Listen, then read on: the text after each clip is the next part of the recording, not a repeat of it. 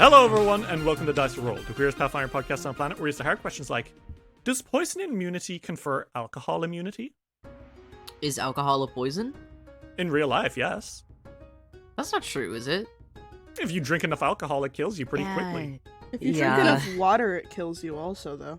Yeah. It's true. Does poison immunity confer immunity to water? No. No. It's just moderation, Derry. Too much of something can kill you. My friend almost died from drinking too much water once. Huh. He was hospitalized because the fucker drank something like 30 gallons of water in a day. No. That's funny. What? I asked him, why the fuck did you do that? And his exact words, completely genuinely, was, I was kind of thirsty. Kind of? My brother in Christ. He said, yeah, I remember like my vision getting blurry. And I was like, dude. Dude. What are you doing? Your cells are gonna fucking explode. What the fuck? Okay, so would poison immunity have saved my good friend from going to the hospital? I don't know. No. He was serving cunt, though. He was serving con. Yeah. Enjoy everything in moderation, kids. Drinking water's healthy, my ass. Anyway, Oh my god. I don't drink any. Oh my god. yeah, I'll never drink water again. I will slap you the next time I see you. Um, And you know that's genuine now. yeah, I know that's genuine now. I have met you face to face, and I have learned you aren't fucking kidding. This is my first session recording back since my trip to California, and I have learned that these fuckers are violent. They will kill me. California fucking gene. Ritz slams me with the trolley. Luna fucking decks me in the arm. Dave fucking bites me out of nowhere. I I'm don't not safe. bite you that hard. You fucking chomp down. Anyway. He does not. Yeah, fucking beastly boy. Anyway. And would this we is like... why I punched Derry. Would we like... I didn't get a shovel talk from Dave's dad. I got a shovel talk from Luna. Mess with my boy, hurt my boy, and I hurt you. It is not that hard. I've known you since 2018. I'll Anyway, fucking do it. Don't hurt my boy. would we like to play some Pathfinder? Yeah. Yeah. Yeah. Okay. Previously in Fists of the Ruby Phoenix. As King Mogaru raged through the city of Goka, the Radiant Winds chased after the culprit. Master Razu, or, as it was quickly revealed, the leader of Oni's mask, Genhara the Blackwind, a Oni Tengu, who was not a nice guy. Thankfully, after an extremely tense chase and battle, the Radiant Winds were able to destroy the magic arrow that was keeping Mogaru in the city through enchanted music, and were able to dispel the ninja boss. And by dispel, I mean beat him within an inch of his life with the coolest shit ever. Giant Lolo towering over them, Shuji barely holding on to life, Masami in a rampaging fox form, and Senku, which went to the sea. Yeah. However, after he teleported out of there, the worst came to pass. An ancient enemy of the Ruby Phoenix, unknown to all, an Axiomite, a martial artist from the Plane of Law, fought Hao Jin in the air over the city, and in a climactic battle, turned her own fireball spirit bomb on her and incinerated someone who should be immune to fire. After this, he collected her ashes in an hourglass and left. You also found out that the ragged man who had been following you around Goka was none other than the familiar of one Sutak Noir, the leader of the Lightkeepers. So, that is actually where we're gonna hop back in, because, Jinkies! It's been a crazy day, because that was also the day that you bet the Lightkeepers in the Ruby Phoenix tournament itself. So, why don't we hop back in? Are you guys ready? Sure. Yep. Yeah, why not? Okay. Fuck it, right? The day after the Kaiju Mogaru's rampage, smoke still lingers in the air around the Grand Arena. what was supposed to be a celebration of technique, ability, and strength, has instead become a somber vigil of the destruction wrought in Goka. The other fighting teams showed their distress in different ways. The rigid monks of Arms of Balance stand at the ready, their faces expressionless, while the battle dancers of Steps of the Sun shift uneasily from foot to foot. But right now, I don't think any of you are particularly caring about this. You were summoned here this morning to meet with Lady Nyan Fei. It's been approximately 12 hours since Mogaru made landfall in the city. It's been approximately 8 hours since you guys bet the shit out of Genhar the Blackwinged and saved everyone. A rampage that lasted 4 hours. I want to ask how everyone is doing in the 8 hours since. What did you guys do? How are you all feeling right now? And also, what did you get for leveling up level 18? Lol. Who wants to go first? Who volunteers as tribute? I can volunteer as tribute. Fuck Okay. it. Chuji, what's up? What's happened to you? Nothing good. Exactly nothing good. The only good thing that has happened is that they've leveled up. I don't think that they've gotten any rest at all in the hours since. Yeah, no sleep? No. No sleep. I think that they're just kind of shell-shocked. And they're really fucking unsure of what to do. Because what the fuck is there to do? I mean, other than give aid to those in the city. Mm-hmm. Have you been doing that? Yeah, I think so. I think that's what Chuji... That's all Chuji can do. So I think that Chuji has been doing that. I don't think they could sleep knowing that people in their city need help. I will say you were able to confirm that your mother is safe. Oh, She that helped was a the lot of- first thing that She Chuji helped a lot of confirmed. people. Good. That's Um, probably who Chuji was helping help people. Yeah. What Chuji got up to leveling this time. Away from the trauma. Level 18, you're getting pretty close to 20, huh? Yeah. That's a big number. It's almost 19. My character sheet could vote. Okay. So I got an archetype feat and I got a class feat. My class feat is Diamond Fists.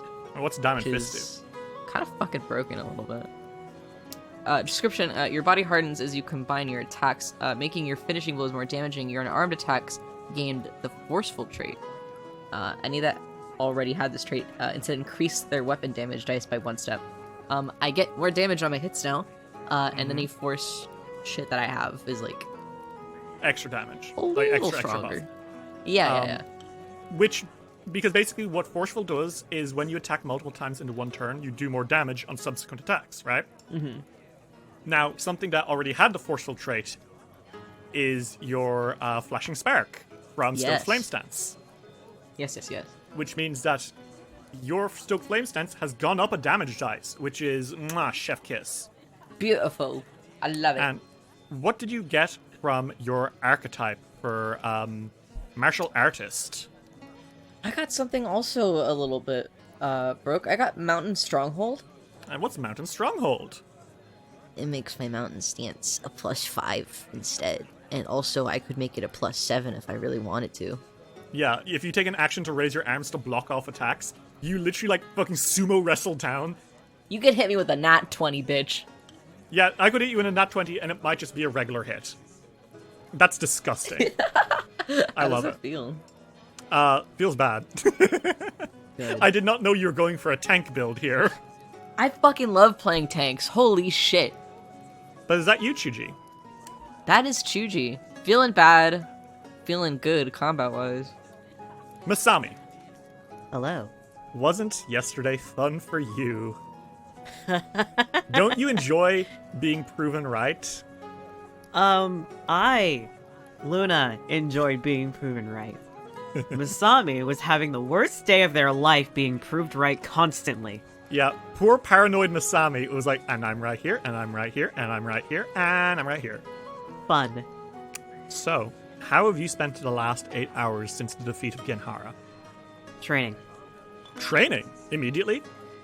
I like to think that they helped people out first, but as things lulled down and they saw that everyone could handle themselves, I think they went to a secluded part of the city, which is not hard for them. And they just... I think they actually met up with Hiroshi and just started training. They immediately saw him and went, ring, now. I think normally Hiroshi would have been like, no, you can't train right now. Are you fucking serious? You need to rest. I don't think he did that this time. I think he needed to let off some steam too.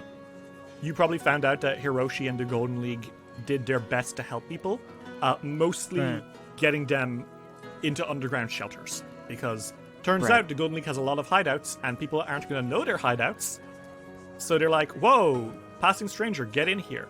Because as much as the Golden League is a scummy criminal organization that rips off everyone and does crimes every day, if everyone's dead, you can't do that anymore. Yeah. Plus, I assume that like they're not all. I assume that like they still care about people being alive in general. Like I assume that not everybody in organized crime is unhinged and evil. I mean, Hiroshi exists, and he's the way that he is, so he can't be the only one. Definitely Hiroshi's family, and anyone who got their own family out of Hiroshi's, they probably they share his same ideals. Also, fun fact, the Yakuza were like not modern Yakuza, but like the olden days. Yeah. Old school. They were the ones who kind of kept the streets clean, and that's kind of like how it made Hiroshi. This man is Cosmic Kiryu. I don't know how to explain it. Yeah, that makes a lot of sense. Did you get sleep or what? They probably function the same way that I did when I was in college, where they can function off 3 hours. Risky. Wow, you guys all hate being healthy. Cool. I'm sorry, did you want us to cope in a perfectly normal and healthy way after that? I'll give you that. That's a good point. And Masami, you're level 18. Fucked up. What did you get? I got fused staff. Okay, what's fused staff do? When you prepare a staff, you can hold it up. You can hold it up to weapon to merge the two items. Basically, I can fuse my sword with a staff, like the Staff of Power, and get free spell slots. Hell fucking yeah. Thank Christ. Because the problem with the Meg is love it to bits, love it to bits, love it to bits. You only have so many hands, is the thing, and so many actions on your turn. Yeah. Right? Hey, you know all the powers of my staff? It's in this sword now. So you don't need to have a staff in one hand, a sword in the other. You don't need to be like juggling a million things. This is a super fucking magic sword, and it's going to be able to cast all my staff spells. And considering you have a Staff of Power, which is one of the best staves in the game because it gives you so many fuck you spells. Yes. That's pretty good. So which weapon have you fused your staff into? Oh, my sword. The Chokuto. How has this changed the appearance of the Chokuto at all? Now that's something to think about. Actually, question, did the staff have any sort of embellishments on it? Yes, so it is made of magically hardened wood, topped with a silver sculpture depicting magical runes and symbols. It is your traditional fuck you wizard staff, you know? Okay. It is... at the very top of the staff, there's like a circle with like a triangle in the middle, and there's like weird runes inscribed into them and like more circles coming off the side. If you Google image Pathfinder 2e Staff of Power, you will see what I'm talking about, and you'll be like, oh, wow, that is a sick-ass design. Actually, yes, I think there was a bit done to it. The hilts of their sword was actually replaced with the hilts of the wood of the staff. Oh, interesting. Okay. I think what happened was that the metal from the sculpture on the top of it was melted down to be the blade. Oh shit, that's so awesome! Or actually, the back half of the flat of the blade, actually. Yeah. So like, So there's the metal that has all the runes with it. Then it's connected to the metal of their blade, because their blade still has like the 2 slots in it for their runes. Like Cloud's Buster Sword. that's very fucking cool. What did you get from your archetype? Slice Striker. I got what's that another do? advanced trickery. And your attacks deal more damage even against creatures that aren't flat-footed. Oh my god. When you succeed or crit succeed at a strike against a creature that isn't flat-footed, you also deal 1d6 precision damage, and it applies if you're using a weapon or unarmed strike that it can deal sneak attack with, which is all of my weapons. So it's just a flat extra d6 of damage on every weapon, even if they're not flat-footed. Bullshit. Fine. Okay. Fuck it. I don't care anymore. I don't give a shit. It's fine. And is that you, Masami? Yep. All right. Sanku, Witch Prince of the Sea. Hi. How have you been since seeing the Ruby Phoenix be demolished and stolen from our world? He's coping with that. He didn't live in this city, so it's not like the direct, oh my god, my home is destroyed. His home is fine. And I'm pretty sure that he didn't lose any family members. Yeah, you got confirmation. Your mom came back into the city this morning. Everyone's fine. The village got out. So he's fine in that way. But that was King Magaru. So he's a little shaken, but not, I don't think that he's like as bad as like the others. What have you done since then? Have you like been helping out? What's the plan? What have you been doing all night? Well, I do think that he got rest, but I think he did do a lot of like helping with general like cleanup stuff that requires like magic hand moving or like checking on people. Because he can heal, he probably did a little bit of that as well. Blasting out your heal spells to anyone you can. Your life boost is now so powerful that genuinely, in a matter of seconds, you would heal people, like, to full. Oh yeah, especially because most people are level 0. And I think you've done so much of that's perhaps helped your class feats, right? Yeah. Because you're level 18. What did you get? I got Hex Wellspring. And what does Hex Wellspring do? I can recover all 3 focus points when I refocus. Thank goodness. And you don't have to do it in 30 minutes. You just, like, in 10 minutes, you get all 3 of them back. So you going around the city, healing as many people as you can, has really helped. What is your archetype feat, by the way? What dragon stuff did you get? I got Shape of the Dragon. And what's Shape of the Dragon do? Dare I ask? It's essentially a dragon form spell that I can cast without using a spell slot up to 9th level. But I'm going to mostly use this on Lolo. Yeah. And this does basically let you cast dragon form for free at 9th level, which is pretty good for you, right? Yes, it is. And that's all of you, right? I think so. Yep.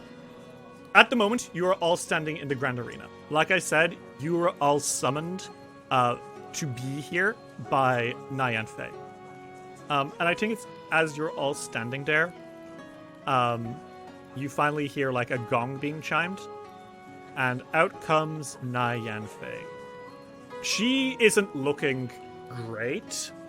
Her makeup is half smeared, and the repair work isn't perfect. Her hair is tied in knots.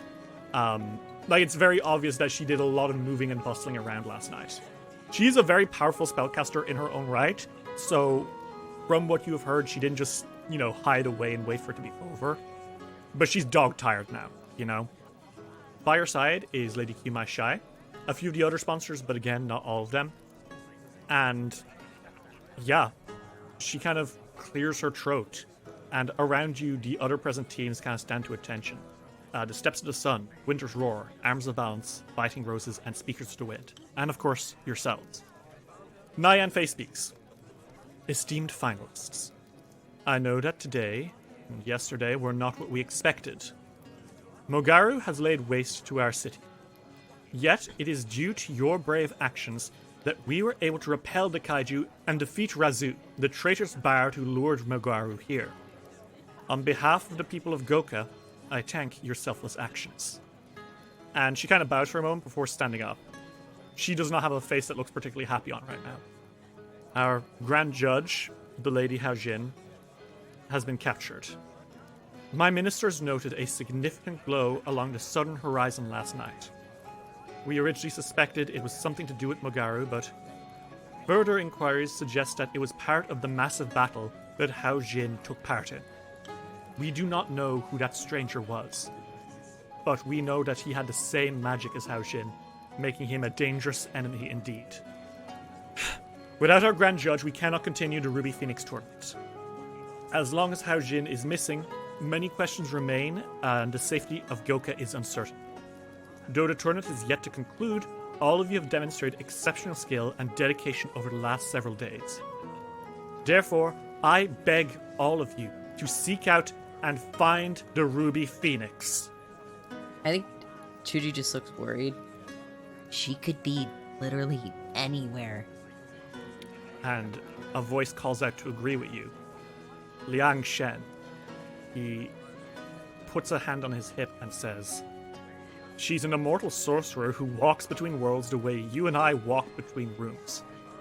Master Chuji is right. How are we supposed to find her?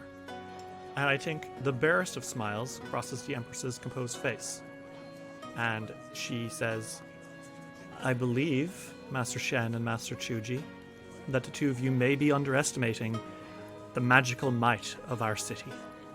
And as she says this, several attendants bring out 8 identical glass-wind chimes, each tied with a red string. Lady Nyanfei picks one up and holds it aloft, and the ringer moves to the southeast, knocking slightly against a chime, which lets out a silvery trill. This is a plover chime. It was created by Hao Jin herself, using aximite dust smelted with phoenix flames. We had expected to give them to each of the finalists as mementos of participation at the awards ceremony. The chimes yet resonate with lingering traces of her magic, allowing my court scholars to modify them into a tracking device of sorts. They should guide you to her location. Huh. All magic leaves traces. I guess that could work, but that dude is just as powerful as she is. And I think Nyan Fei tilts her head and says, and I believe that you may all be just as powerful as she is too. Besides, even if individually one of us might not be able to defeat, like, the Ruby Phoenix or that guy by ourselves, we aren't by ourselves. We have our friends, and also he sort of gestures to the rest of the people that are here. I assume that we wouldn't be alone in general, like, that's... Yeah, I think Sigrid Beale, leader of Winter's Roar, the half-orc Viking with a magical glowing arm which is still out. She kind of like folds her arms together and nods and says, we have one thing that the scoundrel who kidnapped Lady Hao Jin does not, and that is each other. And I think, as you're all kind of quietly standing there, Bhavana, the, Suli leader of Arms of Balance, she raises a hand and says, and what if we do not find the Ruby Phoenix? Nyan Fei kind of then turns and consults with several of her court scholars, and then she turns back and says, though in the past this tournament has always been run without its founder present, my legal scholars have informed me that the bylaws are clear. As Hao Jin has already been formally recognized as the Grand Judge of this decade's tournament, no one can name a winner except her. We have 1 month to recover Hao Jin and resume the tournament.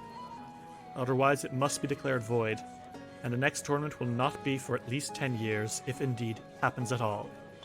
Certainly without her, you won't have any prizes. She's the only one with the key to her vault. Fuck. Okay. Yarka, I think, is standing next to you, Chuji, and she kind of gives you a nudge, like, you okay? Chuji just looks tired. Chuji's not going to say it, but, quote unquote, they might be as strong as Haojin. Even Haojin couldn't beat him.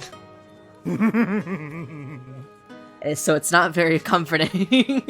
Every bad scenario is going through their head right now. It's not fun. They just give Yarka like a shrug and a tired, flat smile. Yarka nods at you, and she doesn't say anything. She nods. Next to you, Speaker Iowari stands forward, and he takes one of the chimes from an attendant and holds it out and looks and says, well, to me it would seem that this charm is pulling us towards the southeast, which would take us towards... And he looks to the southeast, and I think all of you look as well. And your gaze is drawn to the tallest fucking mountains in the world. The flying mountains of the Wall of Heaven.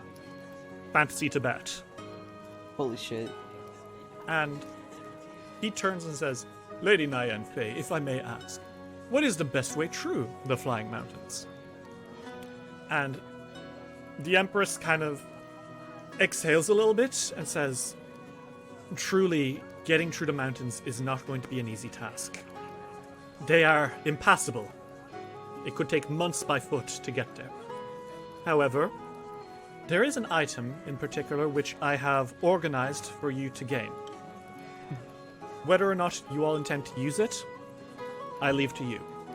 But I encourage you, if any of you have plans or ideas, to use as many different techniques as possible.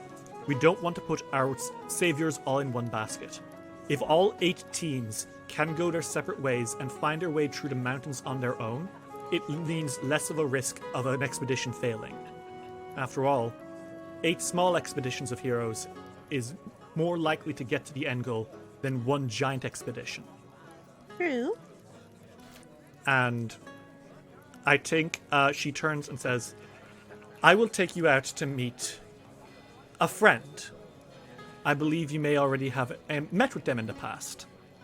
But first I have something to confer upon you, Radiant Winds. And she points and says, Masami, would you step forward, please? They, even with their stone cold face, they still look a little surprised. But they uncross their arms and stand forward. Nyan Fei smiles fondly at you, an expression that only you can see right now because of your positioning. And she pulls something out of a bag. It's a cape. And I think, Masami, your eyes might widen when you see this cape. Because Lady Nyan Fei has just pulled out one of the crown jewels of Goka. It's the Cape of the Open Sky. It has 2 effects, okay? Cape of the Open Sky is itself an extremely powerful magical item. It is a cloth of gold cape which was originally gifted to one of Goka's emperors centuries ago. Since then, it has spawned many imitations, which are all alike in that they are all dyed with an elaborate seal depicting 2 drakes flanking Goka's palace and the 7th dragon bridge. The beautiful cape grants you a +3 item bonus to checks to lie and to make an impression. While you wear the cape, the weather, including wind and fog, doesn't affect your movement or vision. Additionally, whenever you fall while wearing the Cape of the Open Sky, it automatically casts Featherfall on you. You really didn't need Catfall. Oh my fucking god. And once per hour, nope, not once per hour, wherever the fuck you like. 2 actions, you sprout 2 golden drake wings, and it gives you a fly speed for an hour. Yeah, why not? And once per minute, you can spend 1 action to allow the wind to push you forward. You stride or fly up to your speed, but can only move in a straight line, and you have a +15 status bonus to your speed and fly during this movement. take this and give it to whoever in your party may use it best. Additionally, as the Radiant Winds are the wearers of the cape, you are now proven to be true allies of the city, and effectively aristocrats. What? Huh? You can now ignore certain taxes and fees related to your personal ventures. You can own property and operate business in the city under a special set of laws reserved for those who are deemed heroes of the city, and bypass some rules and restrictions. And I think she kind of leans a little close to you, Masami, with a coy smile. You can always count on quarters in the Gokan Palace. Usually Masami has a quip, but they just are like stunned. Chuji fighting back the urge to say they've never paid taxes before in their life. In front of the Empress, she'd fucking kill you. I know. Yeah. That's why they're not saying it. Who would like this cape of flying? And I don't need it. Yeah, well, Sanku can fucking zoom around on a broom. Chuji doesn't need it. They don't like Okay. flying. Here's the thing. You've listed a lot of things that are specifically good for Masami. Would you like Fucking it? have it. Have it. Yeah. You said +3 to lying, and I was like, oh, you're gonna push me to 30? Meanwhile, Lady Kumai Shai, she steps forward and she says, "And we have something for you as well." And she is holding a fucking gorgeous bow. And Chuji, your heart skips a beat because you know this bow. It's the fucking sky-piercing bow. Holy shit, that's the sky-piercing bow. Masami, you actually also, your eyes widen when you see this, because you talked to Kazuhida about this in the museum. Oh. It's the bow that you can shoot into the clouds and make it start raining. Damn. Large turquoise gems stud the outer edge of this sturdy +3 greater strike and ghost touch composite short bow. Arrows shot from the bow are unimpaired by wind and air effects. Once per day, you can shoot an arrow at an open space within 500 feet and teleport to the other side of the arrow. Once per hour, you can shoot an arrow at the sky and tear an extraplanar rift that resembles a storm cloud. A torrent of rain pours down from the rift for 1 minute or until you dismiss the effect. You can also cause lightning to explode from it and shoot people and make them die. And once per week, as a 10-minute thing, you fire a volley of arrows into the sky and you create the effects of a successful control weather ritual. Oh my god. She holds this out and says, "For all of you to use as you see fit. Who want it?" I look at Senku. Can Senku even use a bow? You can't use a bow very well in combat, but the magic stuff you definitely can use. Okay. Well, if nobody else wants it, Senku can. Does anyone else want it? Oh. Misami, do you want it? Masami has enough weapons and a cool cape. I think they're good. Okay. Sanku, you are the little twink boy who's never shot an arrow in his life is like, okay. I think Shuji, you nearly put it in Sanku's hands probably, right? Yeah. Senku's like,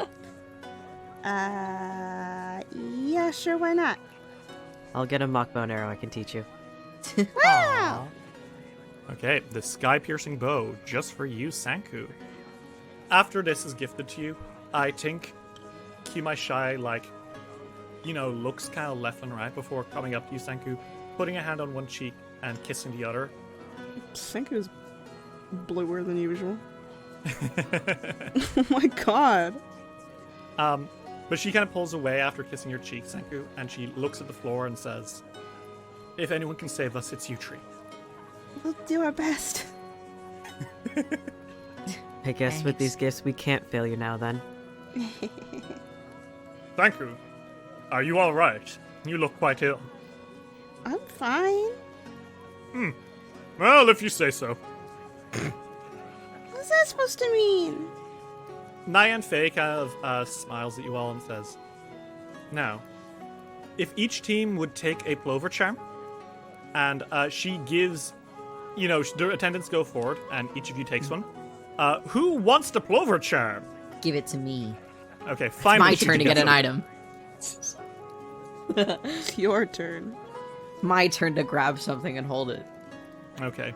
The Plover Charm does not have any mechanical effects, I'm pretty sure, but it's Hell very yeah. nice. It's a very nice thing, and it'll tell you where the Ruby Phoenix is. Which, Okay.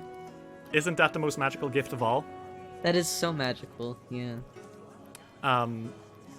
At the end of it, however, 2 attendants stand without a team, and they kind of look at each other quizzically. Oh. There's 2 teams that aren't here. You knew that not everyone is here, but I don't think it clicked with you that not everyone was here, and how few people weren't right. here. Oh, Masami noticed one team absence, definitely. Yeah. Yeah, who's the team that you noticed? Because I think you can look around angrily for them. The Lightkeepers aren't here. Oh my god. What a Who shock. would fucking thunk it? But who else isn't here? Tino? Tino. There is no sign of Tino's toughest. Where the fuck are my boys? Where did you put them? Where's the dad? I will rescue them. Svenka's like, where's Tino and the others? Everyone kind of looks among each other. Artus Rodrivan puts up a hand and says, I believe I saw the Lightkeepers leaving after the Mogaru attack, presumably to go find what was happening. Do you think Tino went after them? I hope not, for his sake. Now, like I said, I need everyone to go find a way to cross those mountains. But Radiant Winds, if you'll come with me, I have someone I need to reintroduce you all to. Okay. Sure. Before they leave, I wanted to ask, does Shen look okay? He looks weirdly okay is the problem. Like he looks weirdly okay, like better than he was before. I love him. I love him so You much. might need to go check in on him later. Yeah, as they're like leaving, Chuji is like looking at him. He's like power walking out of that arena. He is not waiting, he is getting ready for something. You don't know what. Yeah. Masami gives some of the other leaders of the teams the look of like, if you want to know, talk to me. I think Bhavana catches your look and nods at you, and so does Iowari. But others like Sigrid, for example, are like just storming off, getting ready for something. Do you guys want to follow Nyan Fei? Yeah. Okay. You guys are brought down a little while away to the Ruby Village. Okay. And it's empty now. Very empty. Because the Ruby Village is so far out of Goka itself, you escape most of the damage. But even here, stuff is knocked over from the earthquake footsteps, you know? But as you get to the middle of town, you see a figure. A tall hobgoblin with blue skin and golden tinted glasses. And this is a hobgoblin that you all recognize. Yeah. It's Vortanu, the previous winner of the Ruby Phoenix tournament. Oh. You met them briefly at the museum. They were there at the event that your mom was throwing, Chuji. Yeah. And you have a lot of admiration for them. Them with their massive gun and their wind magic. You know, they stopped the Golden League from hijacking the last Ruby Phoenix tournament, and they won the Haojin Tapestry, which ultimately led to Haojin being brought back to Galarian. You know? Chuji thinks they're so fucking cool. Vortanu turns to you all, and I think they smile with tin lips and says, Radiant Winds. And they hold out a hand and says, from one winner of the Ruby Phoenix tournament to another, I'd like to congratulate you all on a spectacular showdown. Thank you. Thanks. Thank you. I wish our first proper encounter were not under such circumstances. Me too. Oh, what can you do?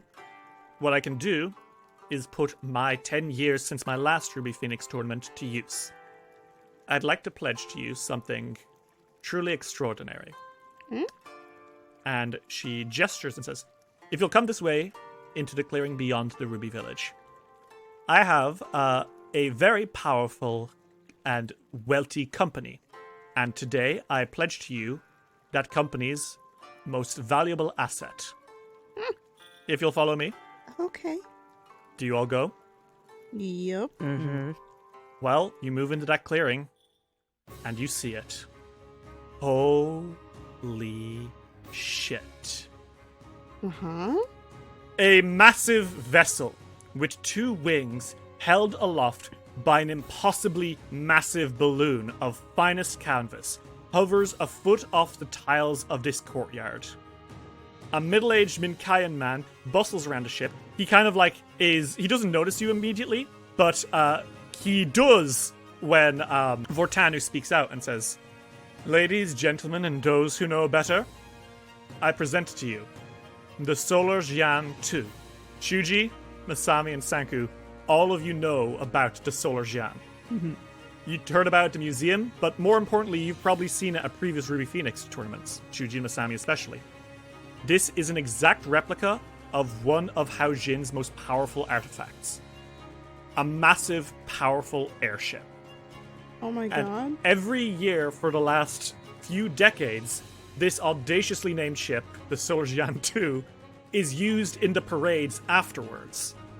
It was supposed to be used in your celebration parade, flying over the sky, showing your faces as the new winners of the Ruby Phoenix tournament. And though that is yet to come to pass, the Solar Jian 2 evidently is pledged to you. Oh my god. Okay, sick. Shuji's jaw is slack. Senku is like blinks. He's like, oh my god. I think Masami is just speechless. As you're all kind of staring, the guy the guy who's working on it, he kind of turns and he snaps to attention and he kind of bows. But then his officialdom is broken because he fucking jogs up to you guys and he's like punching his hands together and like nearly jumping up and down to the spot a little bit. He is a middle-aged man and he is, I hate to say it, he is so fucking fine, you guys. Oh my god. Is he fine as hell? He is so fine. Are you gonna show him to us? Yeah, here you go. This is him. Hi, okay. Hi. So this guy, Hi. he is middle-aged. I'm but he's interested got in men. He's got kind of like Okay. long-ish strands of hair, a little bit of facial hair on his chin, and a like kind of wrap around his forehead. He has a brown coat which is open in the middle to reveal bare chest. Oh my god. And he is the most Studio Ghibli man you have ever seen. He's a fucking Hayao slut. Miyazaki entered our realm and created the world's most beautiful man. Bruh. And he's currently jumping up and down on the spot in front of you as he kind of bows a few times, almost giddily, and he says, Yosaran, at your service. I caught you all in the finals, and I have to say, what a match! The way you moved, and the spell work! I haven't seen such spell work since Harada Painted's bout in 7211. I'll be your pilot for as long as you need this ship, so wherever you go, just say the word. Okay. Hey, Terry. Yeah? Thank you. Did they jiggle? Oh my god. I hate you. Make me a perception check. Shuji is staring directly. It's a good thing Chuji's eyes are fucking hidden. Literally. This is what they do it for. Here you go, I rolled privately. Yeah, holy shit, they jiggled though. Holy fuck. Wow, guys. I love playing the game where we objectify men. It's pretty Objectifying good. that old man is a full-time job. And brother, I ain't never missed a day. Brother, I'm never gonna miss a day. Never called out. My god. He kind of turns and points and says, well, you probably know, but this is the pride and joy of the Sauron family. The Solar Jian 2. Apparently my great-great-something grandmother built as a wedding gift for my great-something grandfather. So I hear, I wasn't there myself. But recently it was returned to the family by Master Vortanu. They still manage it and everything, but I'm the pilot. And he grins. That's so fucking cool. Isn't it? Sorry. We lend it to the tournament's victory parade each decade, but seems like Lady Yanfei says it's needed a little bit longer this time. Yeah, just a little bit. Just to just a while longer. We are gonna need that. Senku's like, what's got you so excited? Can you blame me?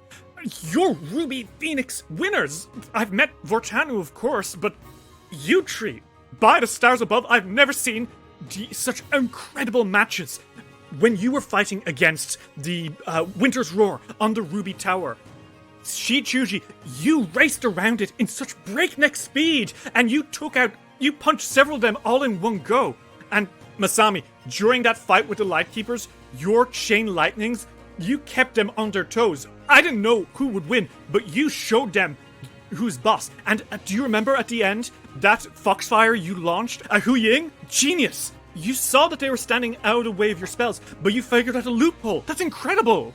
And Senku, can I even begin to talk? The way you use magic, it reminds me of the techniques used by Songyu de Gourmand's, his consuming shadow technique.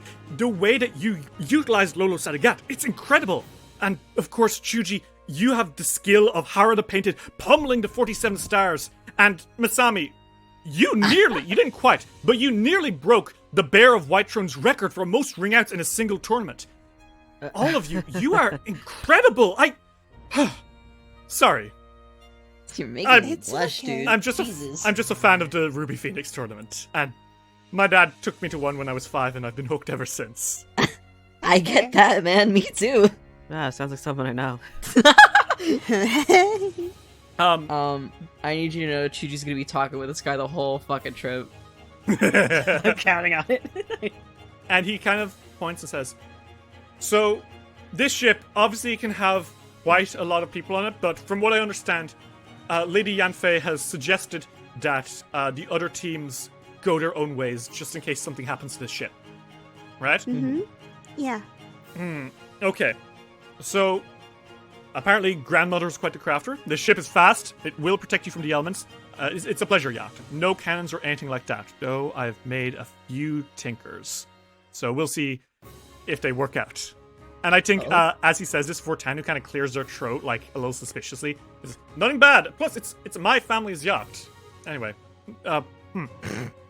Raises an eyebrow.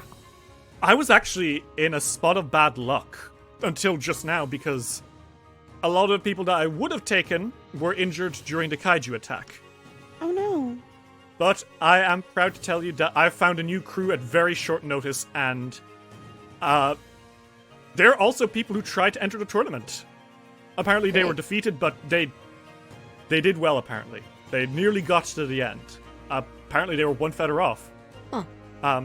Oh yeah? If you'd all like to come out, introduce yourselves. We're gonna have to be really tight up on this ship. Wait.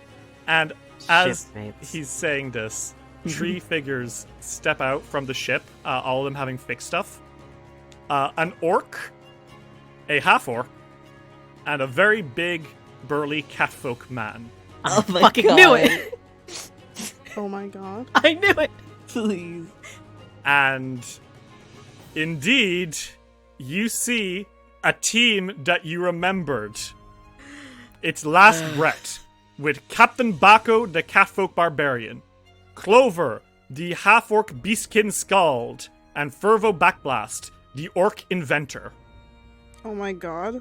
Hell yeah. And I think they come out and they're like scratching their heads, and then they see you, and there's like a moment where they're like staring before like Bako points and says, "Radiant wins!" Oh my. Hi, you guys. Last breath. Captain Bako comes forward and he pulls all 3 of you into a big cat hug. Oh my god. Well, as I live and breathe, look at yous. I wasn't expecting it to be you that we were transferring. I knew it was something important, but they're winners of the Ruby Phoenix tournament. Look at you all go. Absolutely magnificent. You 3. I knew that we'd only be knocked out by the best of the best, eh? Lucky you. And Clover steps forward and kind of meekly coughs and says, "No hard feelings for the last fight, right? I know we were a little bit at an inconvenient time for you all, but maybe we're cool." Oh, we're cool. Don't worry. And Fervo Backlash says, "Yerp."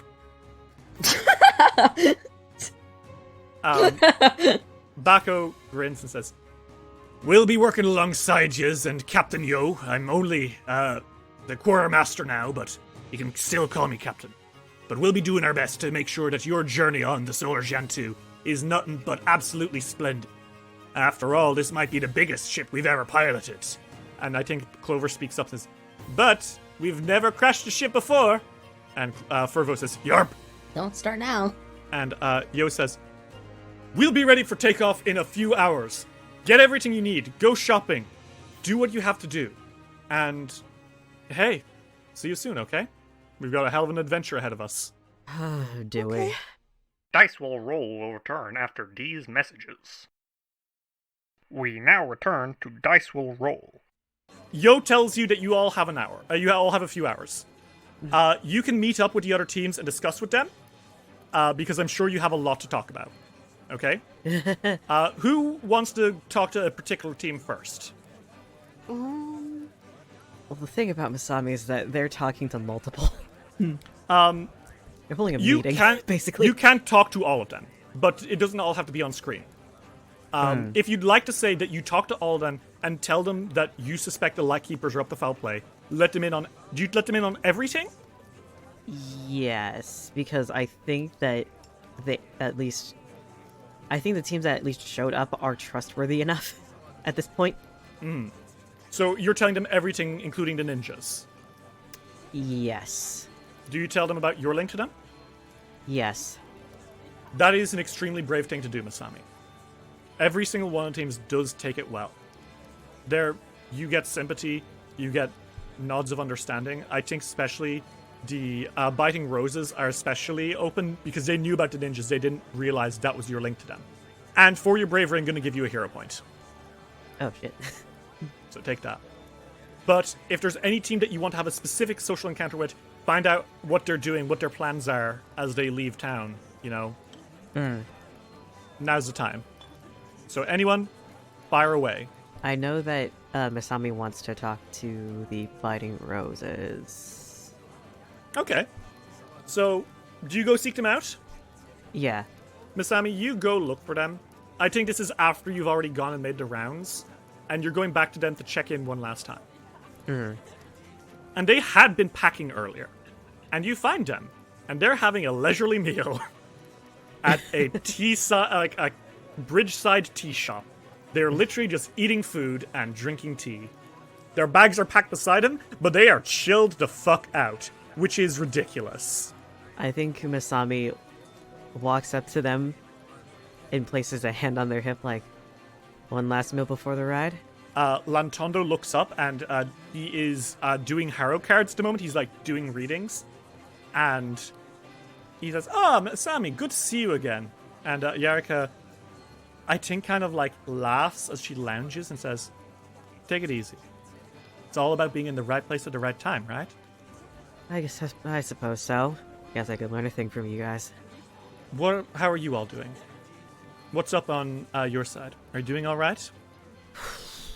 Well, after divulging the secrets that I have been hiding since I met Shuji and Senku, I don't really know how to feel, I'll be honest.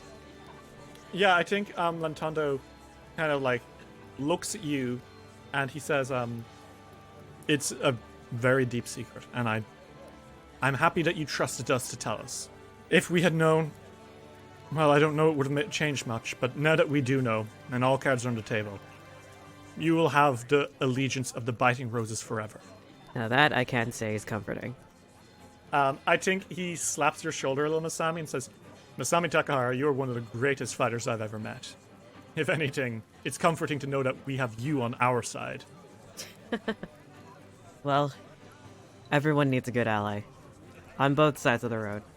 Lantonda says, yeah, I don't suppose you'd like a Harrow reading quickly. Perhaps you might find some stuff about your future. You know what? Why not? Alright, let's see. And I fucking grab my Harrow deck and it falls all over the place. Oh god! Oh 52 god! pick up. I have 52 pick up? Okay, I don't know much about Harrow, but I know about Harrow. And he says, the Unicorn and the Survivor. Oh, that's most interesting. You see, what that means, and he's cut off, because Yarika gasps, and she's looking at the bottom of her teacup, and she says, oh my god, 1 second, God, where's my gold? And she like pulls out a bag of gold and puts it on the table and says, everyone, come with me. And the team says, oh, like Lantana says, oh, for God's sake, my reading. You can And tell me about it later. I will, don't worry. And I think Arctus like stands up, kisses you on the forehead, Masami says, we'll see you soon, alright? See you soon. And the three of them gather their bags, walk up to the back of walk up to the bridge, stand on the side, and then step backwards off the bridge, falling. Blinks. Masami, what do you do? I think Masami, like, runs over, like, hello? You run over, and you can see that the biting roses are safe and sound on the back of a cargo boat that just happened to be passing by. Yarika waves up to you and says, goodbye, Masami. Say hi to Chuji. We'll see you on the other shore. Masami does, like, a big wave back and says, I will. Oh my god. Crazy bastards, I'll see you later. Alright, who wants to talk to a team next? I'd like to check up on my boy. Your boy, Yo.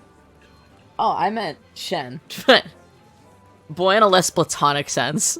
Yeah, your boy like your boy. My boy. Yo's my boy, but Shen's my boy. Not that kind of boy. No, not that kind of boy. So, Chuji, you kind of like jog down the streets, and you hear them before you see them. Uh-huh. The sound of a Morlin Kur played by Halspin the Stung as it drifts from a wide marketplace. You hear Halspin the Stung playing loudly on his instrument, and you hear Junxiu singing with that beautiful angelic voice of hers from like maybe a block away before you get there.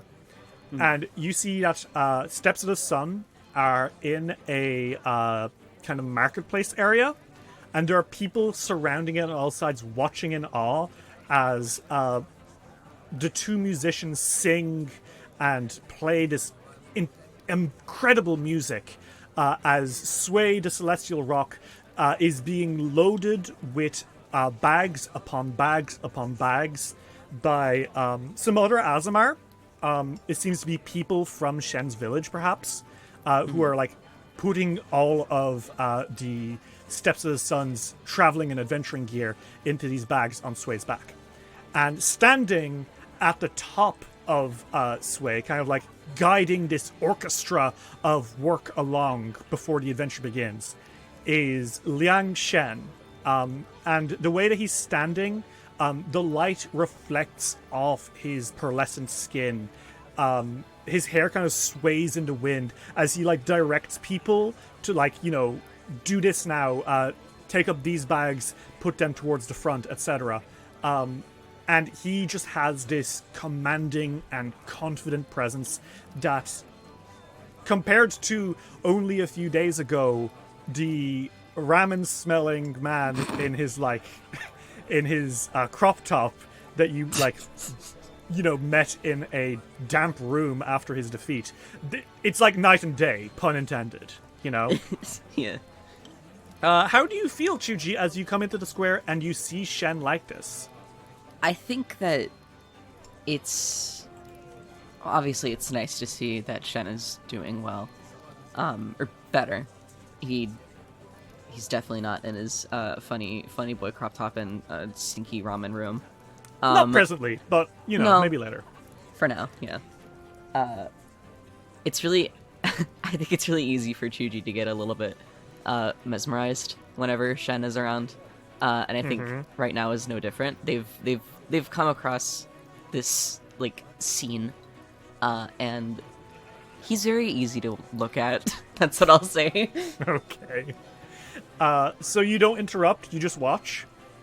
Yeah, I I think Chuji takes some comfort in seeing Shen a little bit in not his element per se, but in an element.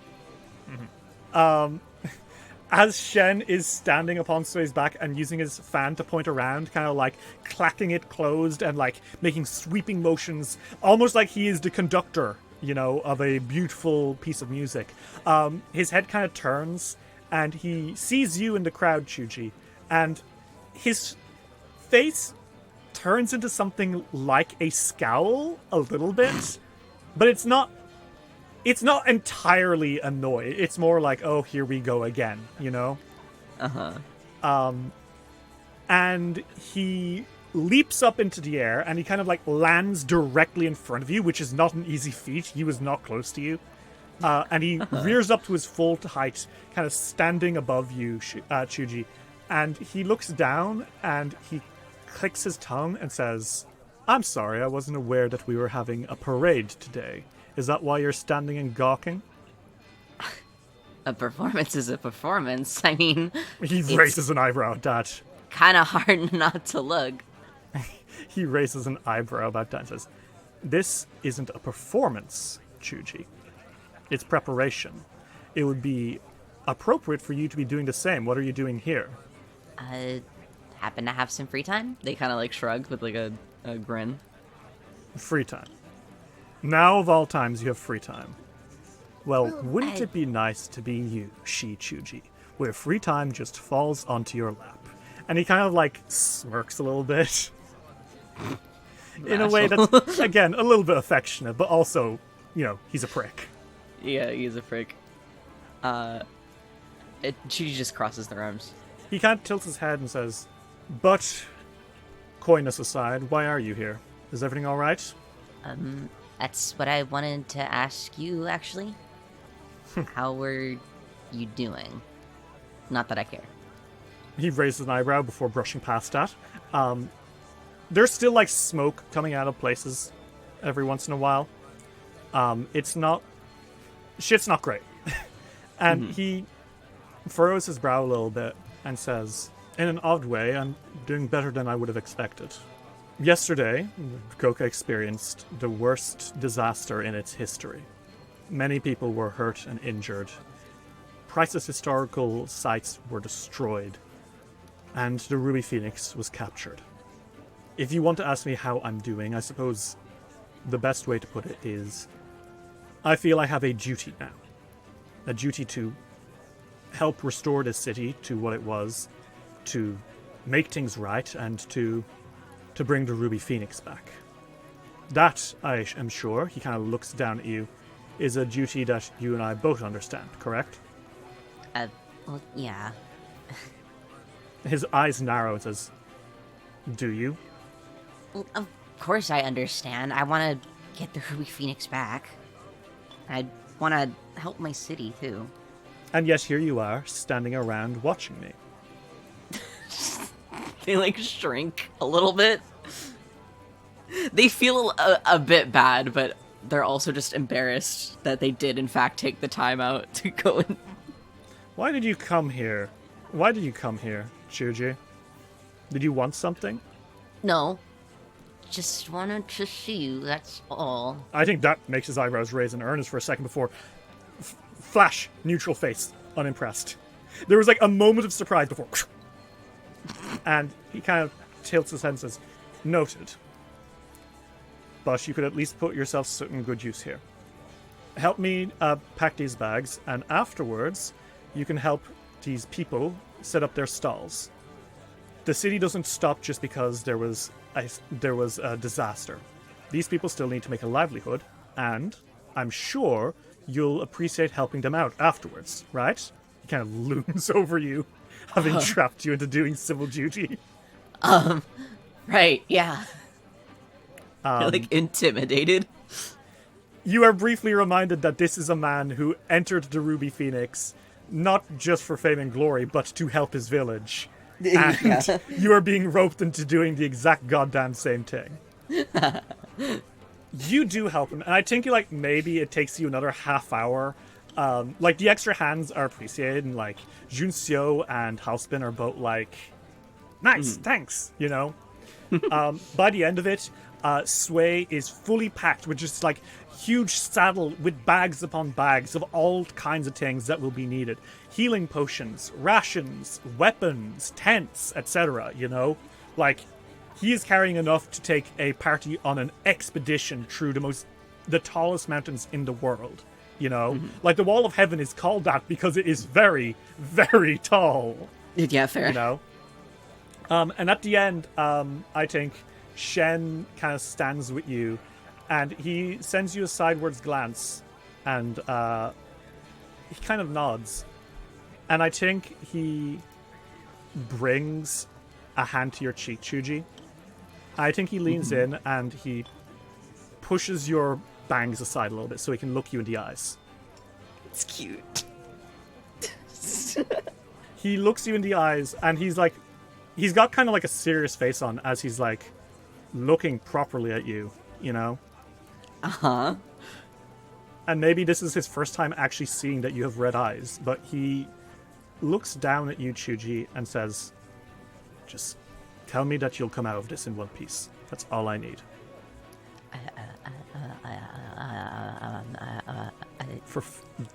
Did Sway eat your tongue when I wasn't looking? No. Yes, no. And do you want to make me a quick will save? What? Do you want to make me a quick will save? Sure. Public? Yeah, if you want. 47? Okay, I think that does pass, but you have never wanted to kiss him more. Yeah, Chuji's looking at him, and their like cheeks are like dusted blue. They they stop themselves from doing something fucking stupid and weird, and literally probably ruining their relationship. But I think that they smile at Shen, and they extend a hand out, like not for him to shake, but to like grab. Like, you know, you've seen action movies. I know the movies you're talking about. Yeah, He takes yeah, the yeah. hand and kind of places it against his chest. Which, again, I will remind you, he has Wait, hold on, wait, save that for a second. Chuji like holds out their hand, and they're like, Beat you to it.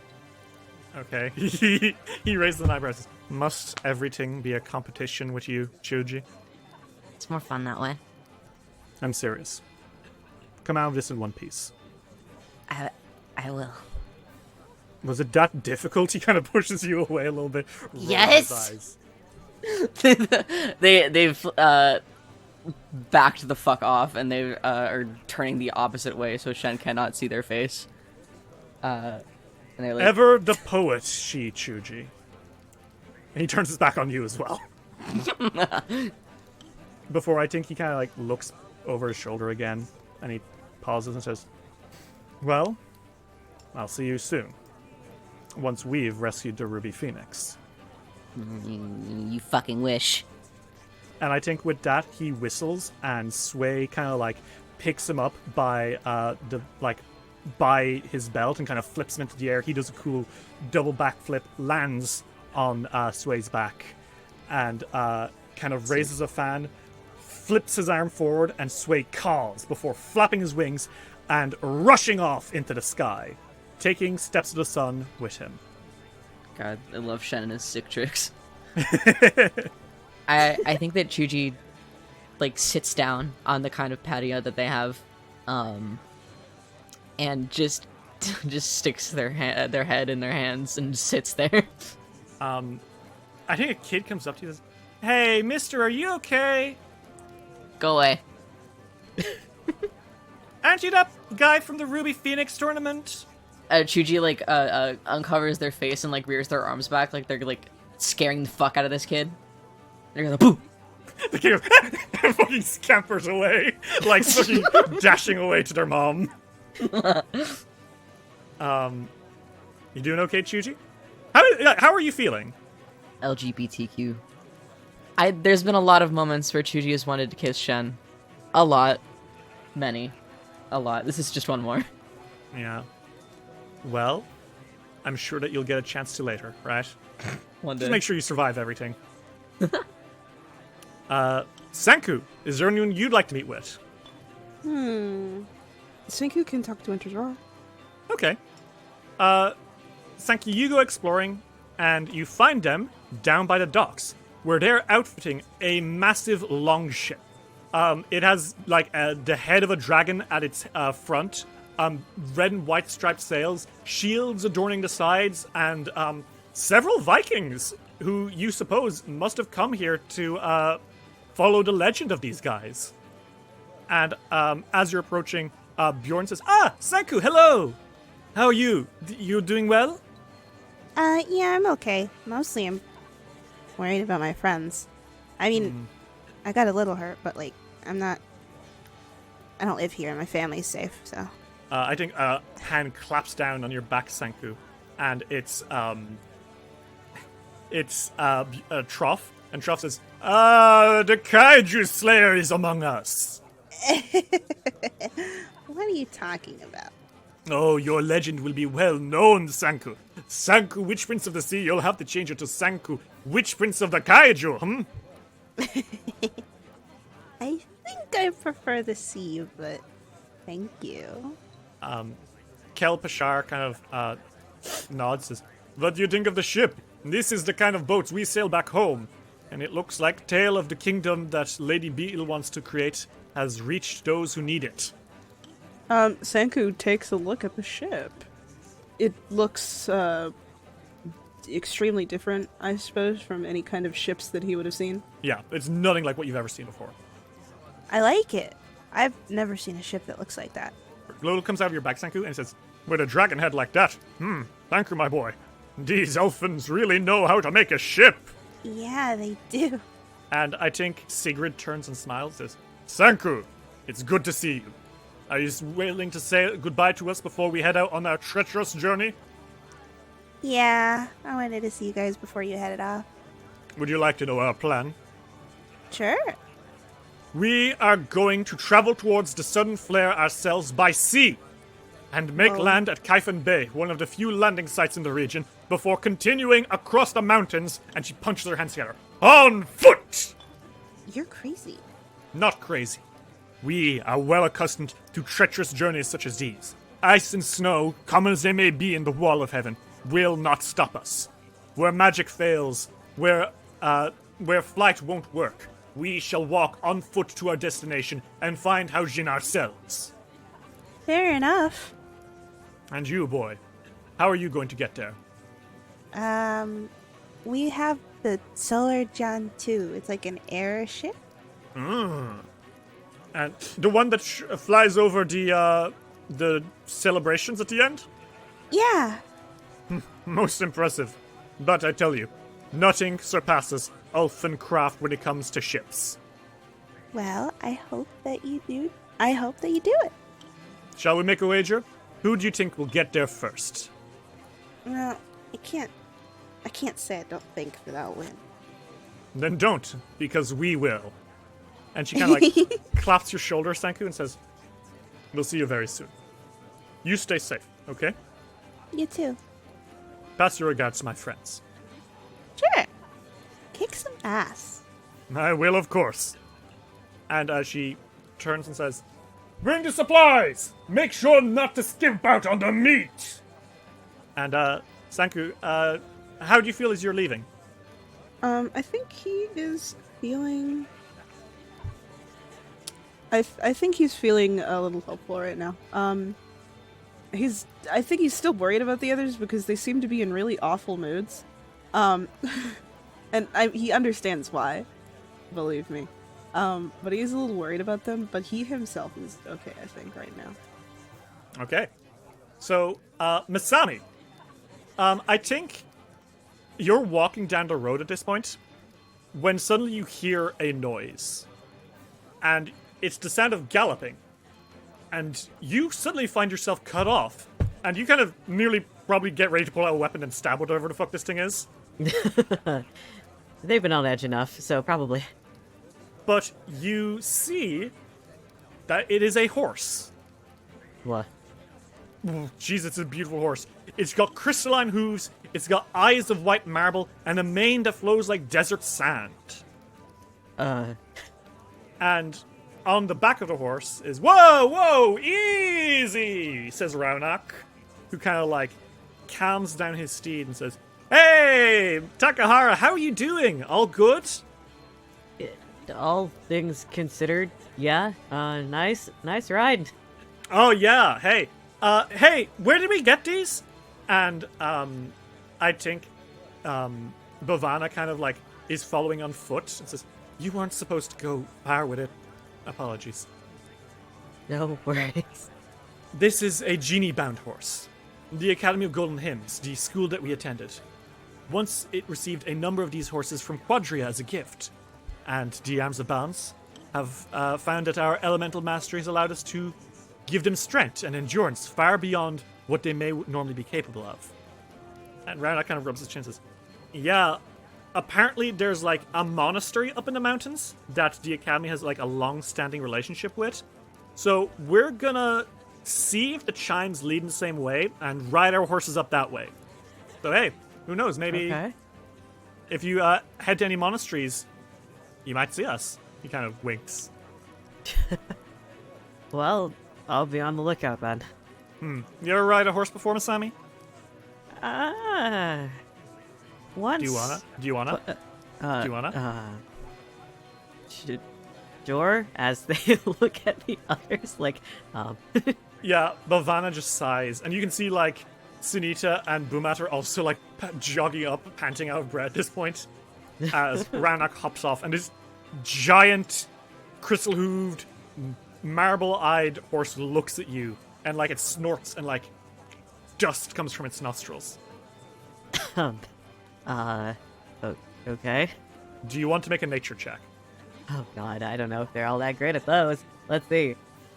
Uh-oh. I just saw your nature. It's not good. It's not good. Let's see how it goes. Let's see how this goes. You want me to do private? No, you can do it public. You'll figure out very quickly whether or not it's a success. Yeah, that's fair. 25! No. Yeah. You like put a single hand on the horse and it bucks, and it rises up on both feet and like kind of flips its arms around a little bit, and Oof. immediately Bumat and Sunita kind of come closer and says, whoa, easy. And Raunak's like, I guess it's an elemental thing, you know, because Genie can. Sorry, Masami. No worries. I can't be good at everything. Hey, that's why you're good at the can'ts, right? That's true. And you're better at this than I am. Bhavana smiles and says, we wish you nothing but the best of luck, Masami. We'll see you over there, okay? Yeah. See you guys, and good luck to you too. Keep Raunak's facetious invitation in mind.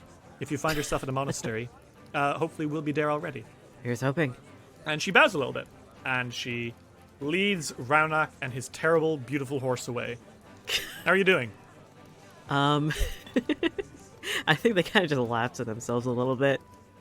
Seeing the other teams and their antics, I think, put them in a bit of a better mood, honestly. Mm-hmm. It got their mind off of the everything else. Do you mean that the thing that cheered you up was the greatest power of all? I'm gonna... The power of... The power I will break your glasses.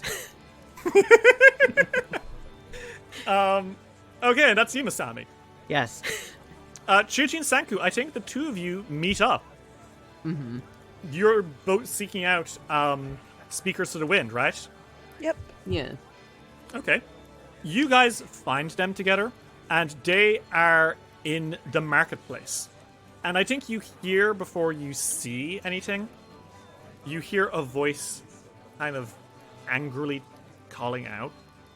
And that voice says, no, we don't have enough. Like, I don't know what you want me to say, but we need more. And you're going to give us a discount because of how much we're buying. That's how bulk discounts work. We buy all your stock and then some. You give it to us for crazy cheap, okay? And I think Chuchi and Sanku, the two of you, think back to a long time ago in the streets of a seaside city where Chuji once angrily haggled for clams in a similar way. Do you guys want to go look, check it out? Yeah. Yeah. because the person that you see there is Aquila Stormheal, and surrounding her are all the other students of Speakers to the Wind, not Speaker Iowari. They seem to be doing an errand, and they seem to be buying a shit ton of Cinnabar, and the person that they're buying from is also a familiar face. It's the alchemist Joba Jahamut, who Shuji, you recognize from Danger Island.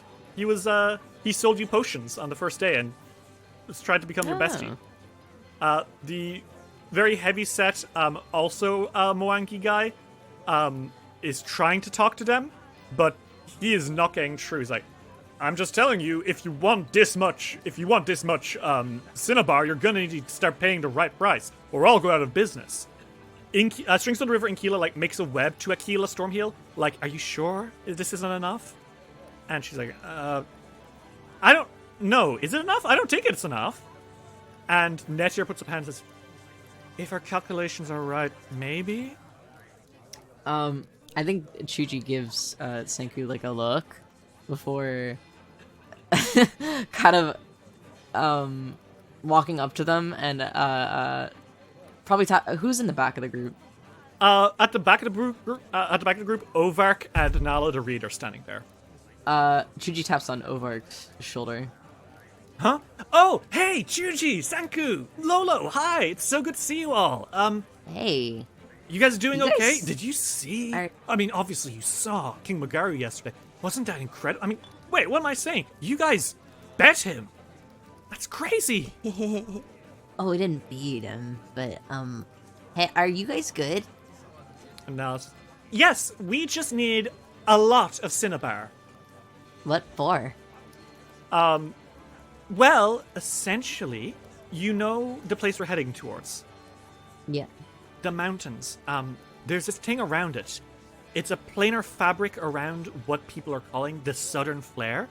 It seems to be unusually distorted. Teacher Iowari says that teleporting there isn't going to be simple. In fact, it may actually mess up our teleportation. And we don't want to try that. Oh. And Ovark says, unless we have enough stabilizing agent to make it safe to teleport there ourselves, which is what the Cinnabar is for. Oh. The more Cinnabar we get, the safer our journey's going to be. And we've got to be really safe if we want to teleport into somewhere that really hates teleportation. I mean, that's fair. How much Cinnabar do you need each? He turns and Aquila says, more than this! And Joba says, hey, she Chuji, right? You're my friend. Come here, Chuji, come here. Hey, buddy! Your friend, Witch Prince of the Water, right? What's his name? Of the sea, but this is Senku, yeah. Sanku, boy. Come here. Senku's like, okay. Alright, you two, can you just tell my good customers here that a deal needs to be fair for both sides? And Aquila shoots knives out of her eyes at both of you. Well, what's not fair about it? It's Shuji, friend. Yeah, pal? Sanku, can you tell your friend how much Cinnabar is on that crate right now? And Sanku, look, it's a pile that's as tall as you are. It's like 5 feet something tall. That's a lot of Cinnabar. These guys want to pay me a few platinum for it. I can't do that! How much are you asking for it? I'd say 100 platinum for this much. And Akila's like, oh, come on, we're heroes of the city! That's all you need? Still gotta make a bit of a profit. But if there's a problem, do you need help paying for it? No, it's I can the help principle of you. the thing. We have the money, I just don't want to. Come on. Nettier says, maybe we should just pay the full price. She's like, no! Chuji looks at Senku. Why don't... You know that haggling isn't just offering like 1% of the amount, Yeah, I right? know, but he was rude to me. I didn't know who Judy. you are. I didn't keep up with the tournament. I'm sorry. Rude! Well, good luck in this transaction. You guys are doing great. Whatever you're doing. Hope you get that Cinnabar. Hope you get your right price. Let's head. Chuchi like pats the back of Senku's back. I don't think we're needed here. Okay. So you guys kind of skip away. Sorry, I'm not getting involved in a business transaction. That's fair. Have you seen Tino at all? No. I actually haven't. Still. You worried about them too? Well, yeah. It's been a while, and I'm worried that they went after... Yeah. Hey, we can look around a little bit more, okay? Mm-hmm. They'll turn up. Probably. I hope so. So do you guys want to meet up with Masami? Yeah. Sure. The three of you meet up, and I think you probably meet up in the your favorite place in the world, the never-ending market. Even though just yesterday a kaiju attack devastated the city, it's mostly up and running. That's good. Imagine your city gets attacked by a kaiju and you go to your fucking 9 to 5 the next day. Well, they gotta make money, especially now that their fucking houses got blown up. I know, but fucking imagine. God. It's a little funny is the thing. A little bit. What do you guys say to each other? Hi. Oh, hey guys. Hey. What'd you do? Walked around, saw the biting roses, and arms of balance. Your bestie says hi, by the way, Chuchi. Oh. I'll have to... I gotta tell her hi next time. I miss her. Have you seen either of those two groups while you were out? No. Definitely haven't seen Tino, and there would have been a pretty obvious tell if I saw the Lightkeepers. Yeah. Mm-hmm. I also didn't see them. I did see Winter's Roar, and we did also see Speakers to the Wind. Oh, how are they doing? Winter's Roar is getting on. They have like a Viking ship. It's really different than the ships that we have.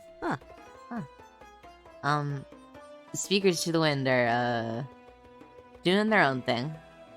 They're good, but I think they're gonna be at the market stalls a little while longer. But Steps of the Sun are doing good. That's good. You, by the way, do have an insane amount of money. Yeah, Like- that's why Chuchi offered to pay. Because you have how much money do you how much platinum do you have right now, guys? Chuchi has 993. You have 993 platinum? Hold on, I'm gonna blow you out of the water. I have 1,019 platinum. What the fuck?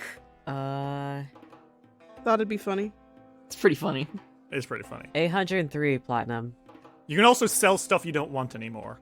Oh boy. Do you guys want to buy anything? Because, like, the whole market is here waiting for you. Let's start with you, Masami. Masami, what would you like to buy here in the never-ending market? Well, scrolls are always good because Masami can always just put them into their spellbook. Of course, that's right. I did see a Keen rune. Keen runes are very good. You probably saw that. Honestly, probably in the shop of one Saranyu Janpong, the Ifrit weapon dealer, who has many more weapons you might like, by the way. Like, there's a lot of cool weapons he's got for you. And then I was also thinking about getting a tattoo, maybe. A tattoo? Okay, what kind of tattoo? Reflexive. Okay, so what's a reflexive tattoo do? Let's start with that. So a reflexive tattoo is basically any second level or below spell I can just cast on myself. Okay. Holy shit, what? For real? Yeah. Okay, So, how much does that cost? It is 350 gold. Frequency once per day. Effect: if the next action you use is to cast a spell of second level or lower that affects or targets only you, you can hide that you're casting it. Okay, so I think, Masami, you find your way to a fetchling who is a shadow human. He's got gray skin and his hair is kind of in a bun, but you can see all over his body are, beautiful tattoos. You take a look around, and you probably, discuss with him the magic power you want on this tattoo, which is reflexive. but specifically, what does you want this tattoo to look like? Oh, I think at the base of their neck it's going to be a jade moon A jade moon at the base of your neck? for their god, for Sakia. Oh, that's really good. I like that a lot. Okay, awesome. Yeah, he takes maybe an hour or two putting this in, and the ink itself kind of bleeds magic that glows into you a little bit. And you feel a little bit stronger because of it. And you now have a reflexive tattoo. Is this going to be out in the open? I know you kind of have a collar usually around your neck, but are you going to pull that down so it's easy to see, or what's the plan? I think if they have their hair up, it's slightly peeking through from their halter top. It's on the back of your head, around Yeah. the. I like that a lot. Okay, cool. He finishes this and says, "Personally, I think this might be one of the best tattoos I've ever done. Very nice." And he, takes your gold and says, "So, off to save the world?" You could put it that way, off to help the Ruby Phoenix. If anyone can do it, it'd be you guys. I support the Radiant Winds after all. Well, thank you for your support. And do you pay for that? Yes, absolutely. Okay. What else is on your shopping list? The Keen Rune. Okay, the Keen Rune.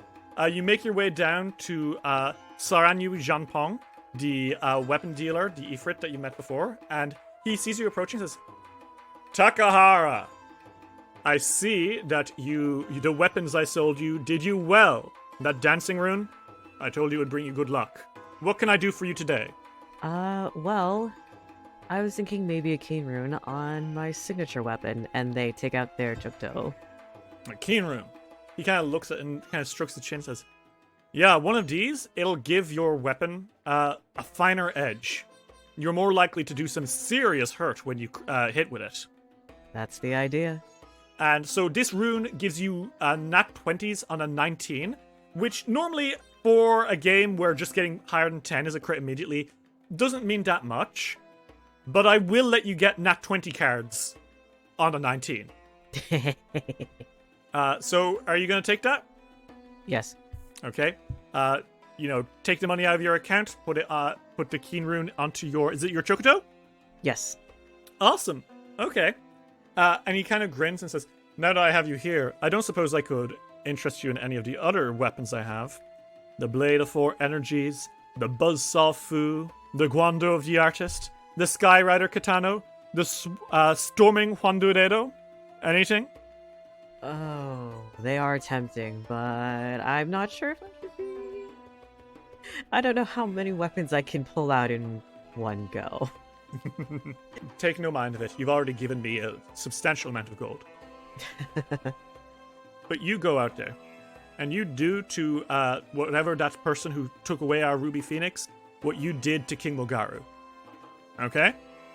Oh, count on it. Radiant wins for victory, and he kind of holds out his hand for you to shake. They shake it. And he nods and grins, and you kind of turn, and is there anything else on your shopping list? I mean, there were some scrolls. Mm-hmm. You could probably hop over to Madame Ebnali, the scroll seller. She has a lot of scrolls. Sure. Okay, you make your way in. The Wayang merchant kind of looks up and says, "Welcome. If it isn't Masami Takahara, Sword of the Radiant Winds. What can I get you today?" I was thinking maybe some good scrolls. Along the lines of level 7, maybe. Well, what spell are you most interested in learning? I have a few. Maybe I can get your input.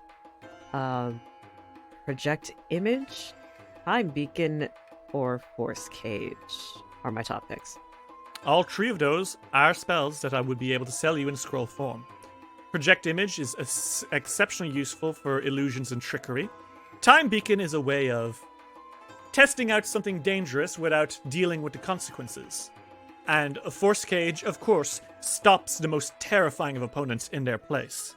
It really depends on whether you'd like to go with something tricksy, something cautionary, or something defensive. Well, considering what I'm gonna be up against later, I think maybe having another trick up my sleeve or a good defensive option is a good idea. I couldn't agree more. How about this? For saving the city, I'll give you 2 for the price of 1. Oh my god. Okay. My business would have been crushed if it hadn't been for the Radiant Wind's heroism. Consider it a token of my thanks. Sure. Yeah, that sounds nice. Thank you very much. She smiles, and which are the 2 spells you're taking? Project Image and Force Cage. Okay, well, you can add... I assume you're going to try learn them? Yes. You can just add those to your spellbook, then. Okay. I won't make you roll the check. You're pretty fucking competent. Is that everything you want, Masami? That is everything, yes. Okay, and there you go. Sanku! Yeah, You're walking around the never-ending market as well, right? I am. I think you told me the items you'd like to buy. We did a quick look. I think you are walking around the market. Mm-hmm. And I think you see a shop that catches your attention. And you don't know why it catches your attention. It looks pretty normal from the outside, maybe a little cluttered. It looks like... the exterior looks like the way that the interior of Howl's Moving Castle looks. You know what I mean? Like, there's a lot of stuff everywhere. You don't know. There's something about it that makes you want to check it out. And Lolo kind of like slithers out of your bag and says, "Sanku, what's wrong? You seem to be perplexed by something." I don't know. That shop just looks interesting.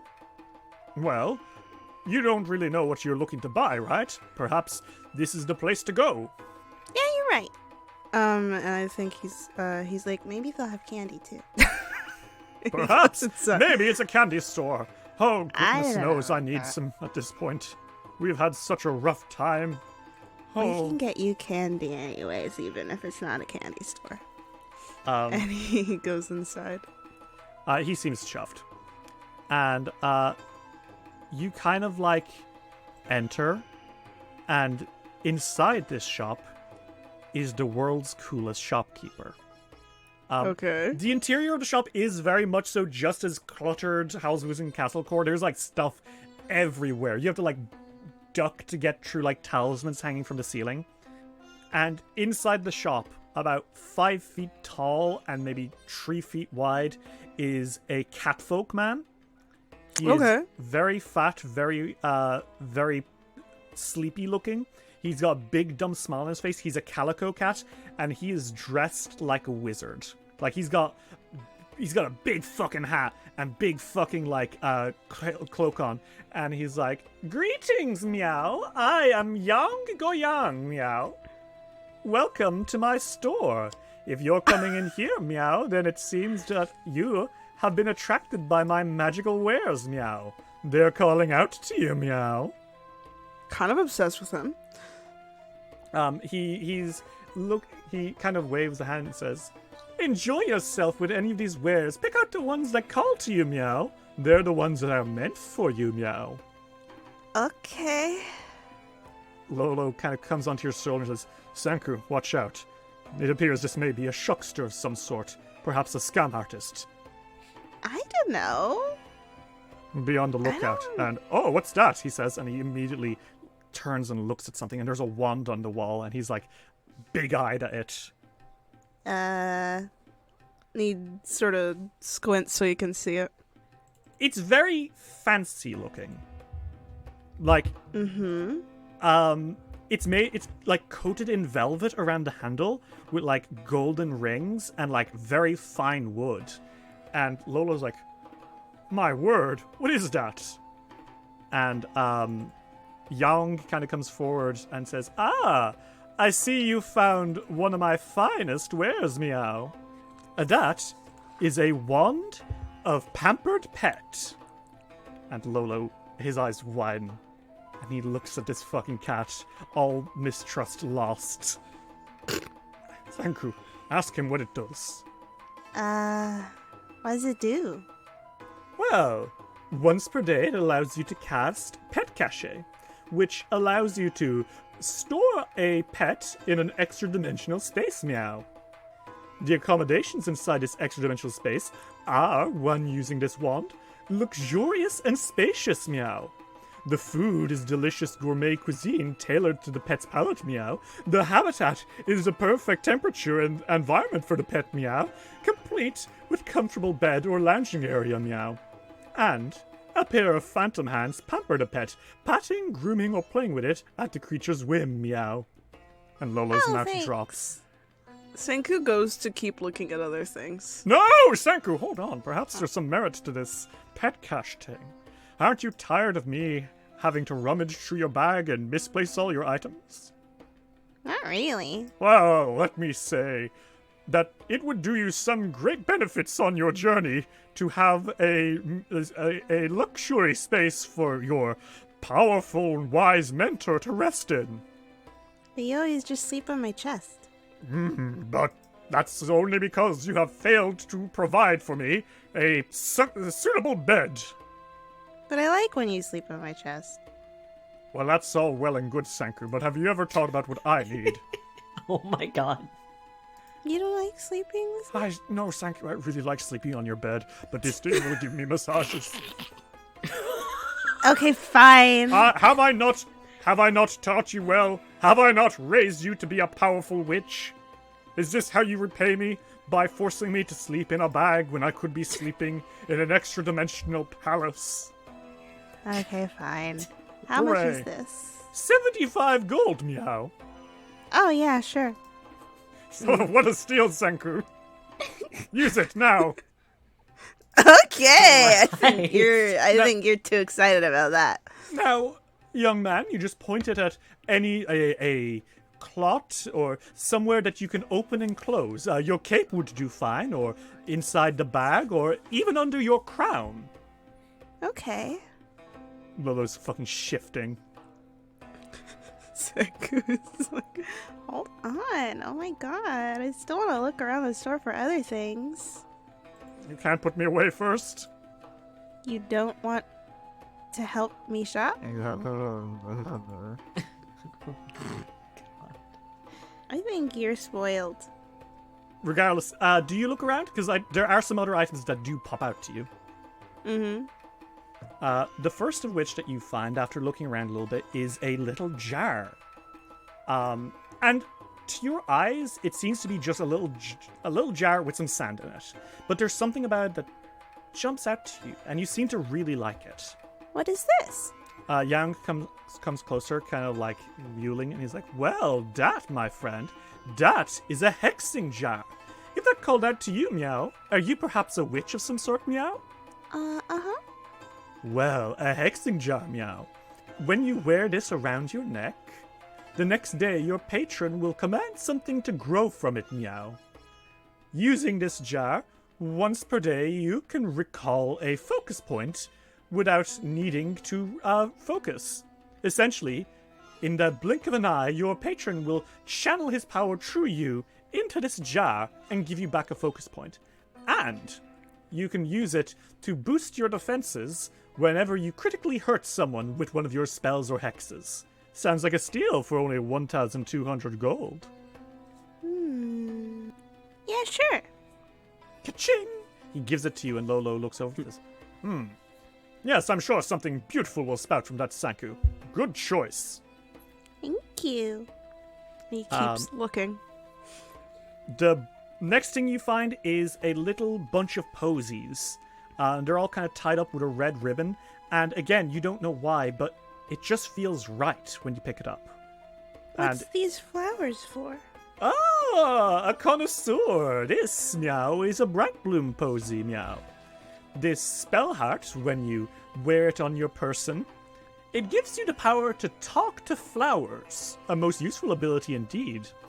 And on top of that, it will allow you to cast several flower-based spells, such as Petal Storm and Soothing Blossoms. Most useful, no?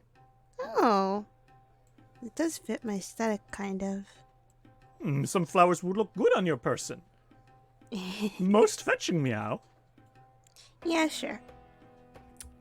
You buy that, and the last item that your eyes kind of settle on before you feel that you've bought enough, it's a staff. It's a long wooden staff, and it's wrapped in, like, paper. And it catches your eye in a way that you don't know what it is exactly, but it feels right. It is a slender pole composed of thousands of coiled and compressed book pages swirling into one with a mishmash of letters tumbling across its surface. As you pick it up, you can hear the rustling of pages. And Young kind of mules closer and says, you found one of our rare items, the librarian staff, meow. What does it do?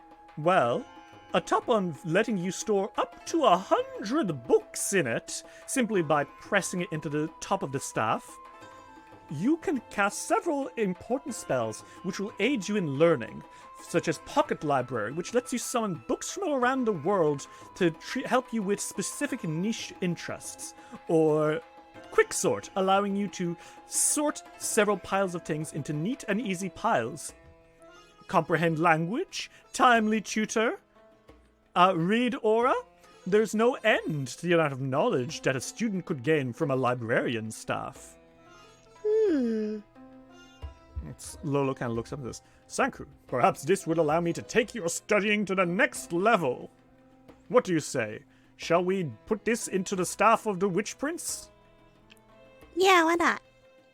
How much is this one? Well, it'll cost you 1,750 gold. Okay.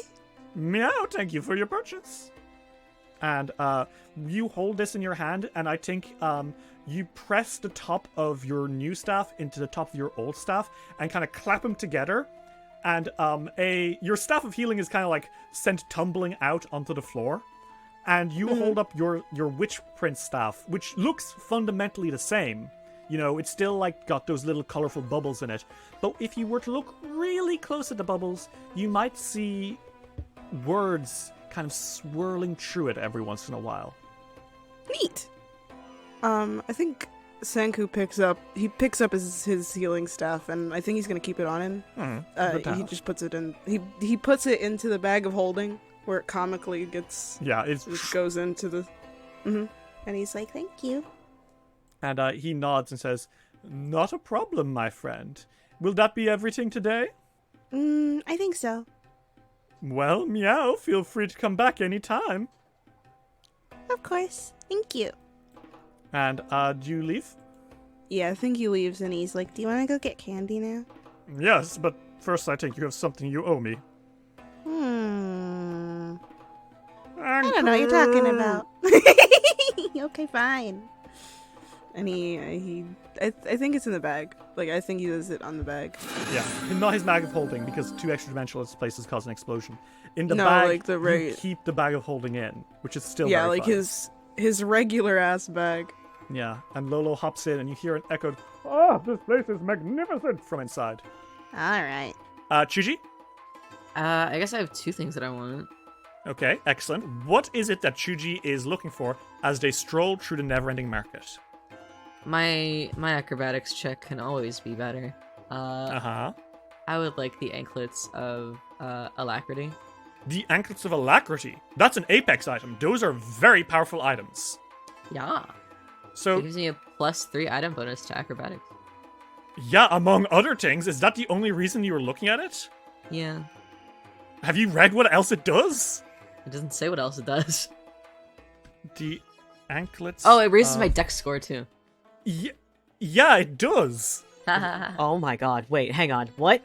So, I think you probably walk into the store of a very, very, rich-looking kitsune. Kwanla Harako. She has this kind of hat on that shrouds her face, And she's wearing completely white robes as you enter. And she says, "You don't even need to tell me what you're here for, Cool. Chuji." Hi. You know my name. That's what? The anklets. Are you a fucking psychic? She kind of puts a finger to her lips and smiles. So Oh, the that's good. the anklets of Alacrity, they're apex items. They will boost your dex. On top of that, they will boost your acrobatics a shit ton. And once per day, if you click your heels together, you'll get a plus 20-foot bonus to all your speed, you fucking madman. And gain the effects of water walk for 10 minutes. Oh, fuck yeah, that wasn't on the page. I like that. You like that? Mm-hmm. I mean, that's a shit ton of money. Yeah, I have like over 1,000 platinum. I'm fine. Actually, I think it's 1,500 platinum. Okay, that changes things. How much gold do you have? 100. You are 5,000 gold under what you need. You can try to bargain with her, or you can try other less scrupulous means.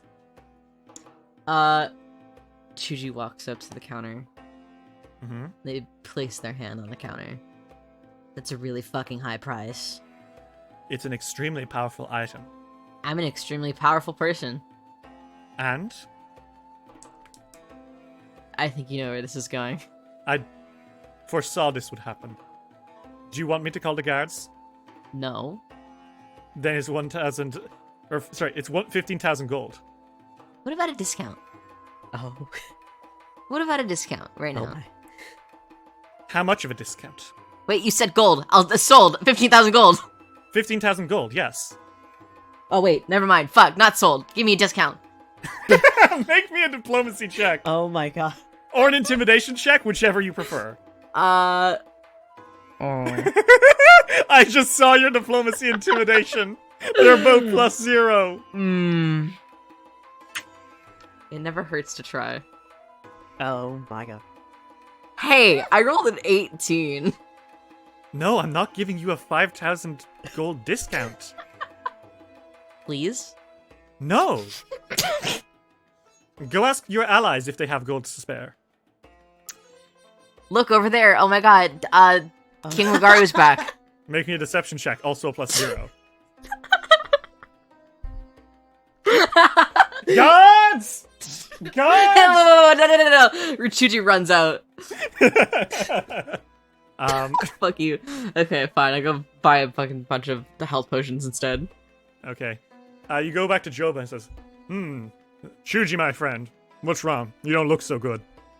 I don't want to talk about it. I need potions. How much potions, my friend? Can I get 2 greater and 1 major healing potion? Absolutely. Here you go. And thank you earlier for stepping in and helping. Oh, We eventually found an agreement. That's sick. Well, I made very little money today.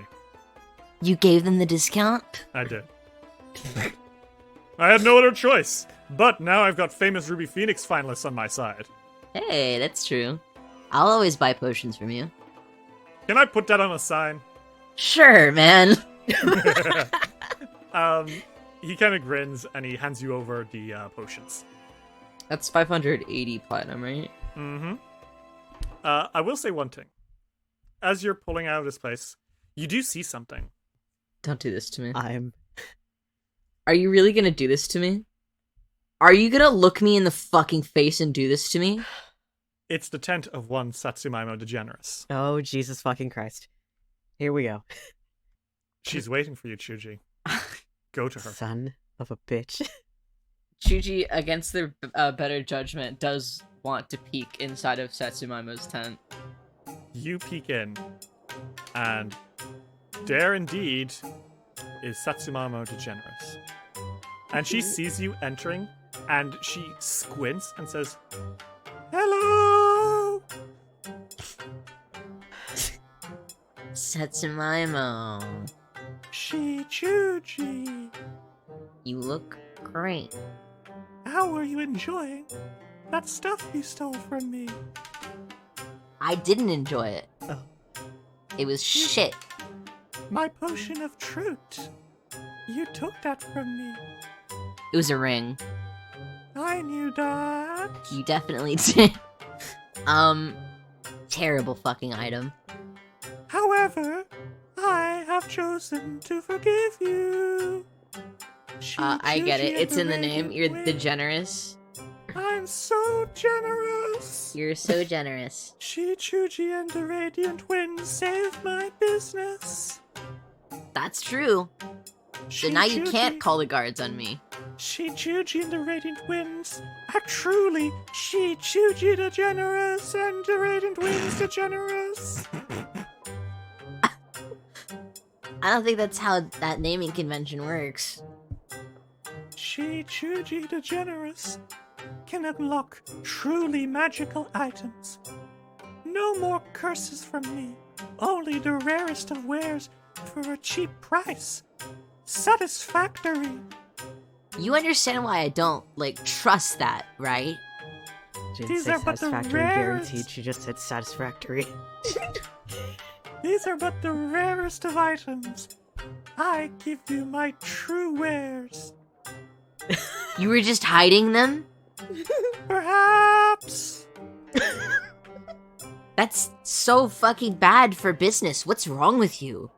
I only give my truest wares to the truest of heroes. Are you a fucking fey creature? I am but a leshy, silly. Show me the fucking wares. Well, let me see. Perhaps you would be interested in the bellicose dagger. And she takes out a dagger, which is etched with the word for war in various languages. And even as you hold it, you feel this violence coming from it. Oh my god, what is that? The bellicose dagger. It is a majorly powerful weapon. When you cut enemies with it, they bleed. It has absorbed the souls of many it has slain over the centuries, and it craves bloodshed. That's a cursed item. It is not a cursed That item. is a cursed item. It is not a cursed item. You're lying to me. It is a very powerful magic item. You said it has the souls of people in it. That's cursed. I just say that to sell the thing, man. I felt weird when I touched that. I'm not buying that. What else do you have? It's legitimate. Okay. I mean, it's... You know what? I'll throw it in free with a better purchase. You're trying to get rid of it. For only 300 gold extra. It's definitely cursed. We'll consider it a gift. Other than that, there's... what to give the man who has everything? The draconic toxin. The draconic toxin bottle. It's a modified version of a dragon's breath potion that makes it even more dangerous. You have a friend who likes dragon stuff, right? Yeah. For only 600 gold. It's quite the steal. It's just concentrated dragon's breath in a bottle. Does plenty of damage. And it sickens. Do you have anything else? The portable hole. And she picks up a hole. Chuji grimaces as soon as she says that. What is that? You put things in it. It's a hole. You can put it on a wall, and you can put your hand in the wall. It's a hole. Put it anywhere. Hooray! I don't think I want to do that. The thanks. Perhaps the Doulahan Codex. This is my rarest of items. It is shrouded in mystery. A legendary grimoire. Some legends claim it belongs to a Doulahan whose head was taken by a Shinigami. Others say that it was created by a powerful necromancer whose name has been lost to time. The grimoire has passed down through the ages, sometimes via mortal hands, and other times appearing mysteriously among the possessions of its next target. It is a very powerful grimoire with endless pages. What does it do? It has endless pages, and it has many magical powers, and it can be yours for 500 gold. What are the magical powers? It has endless pages. I don't need endless pages. If you write someone's name in it, they might die. That's fucked up. That's a cursed item again.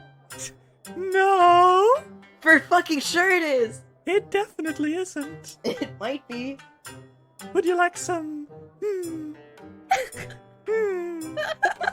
No. The shrieking key? She pulls out a key and it screams. Why would you have that? Get that. Put it away. The tattletale orb? It's a crystal ball with no extra powers, I swear. That only makes me suspicious. Why are you like this?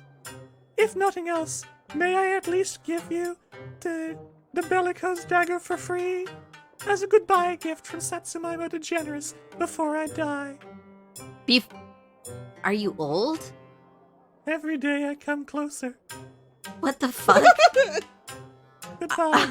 She hands you What? the Bellicose dagger. If you're gonna die, can I have everything? No.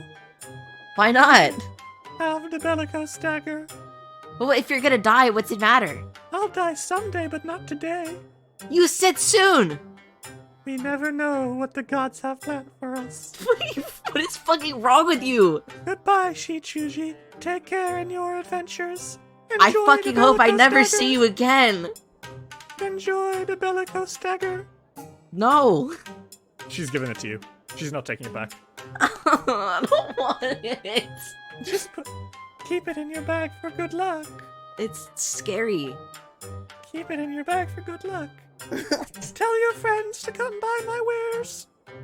Yeah, if you don't die first. She walks out. Okay.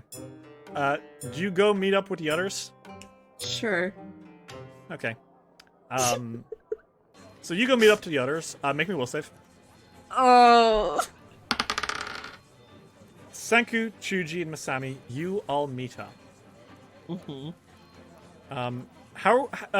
and Senku, how are you two doing after buying all your stuff? I think Senku's in a good mood. Shopping makes him happy. Masami, how are you doing after buying? You got like that cool tattoo. I don't know if the others can see it, but you do have a cool tattoo. They have their hair down at the moment, so no. But they do show it. You got a tattoo? Yeah, magical. It looks really cool. Thank you. I agree. Masami, you got some excellent... Shuji, why did you pull a knife out? Shuji, you've got a knife in your hand. Whoa! I do, me too. They put it back in the bag. What is Okay. that? What do you mean you didn't mean to? It's cursed. It's definitely for sure cursed. Wait, Did you go back to that? I didn't mean to. I got kicked out of the shop I was trying to shop at, and I ended up at Satsumima. How do you do that? I threatened the shopkeep. For what? Why do we let you go shopping on your own? I really wanted Why did you items. threaten the shopkeep, Chuji? I didn't have enough money. How much money do you need? You could have. Way too much. Way more than you guys have right now. how much was it? 1,500 platinum.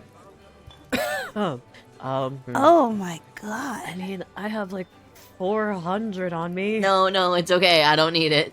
Are you sure? Yeah. Okay. No worries, Chuji. Perhaps things will... Chuji, you pulled the knife out again! Oh shit! No! I didn't mean to.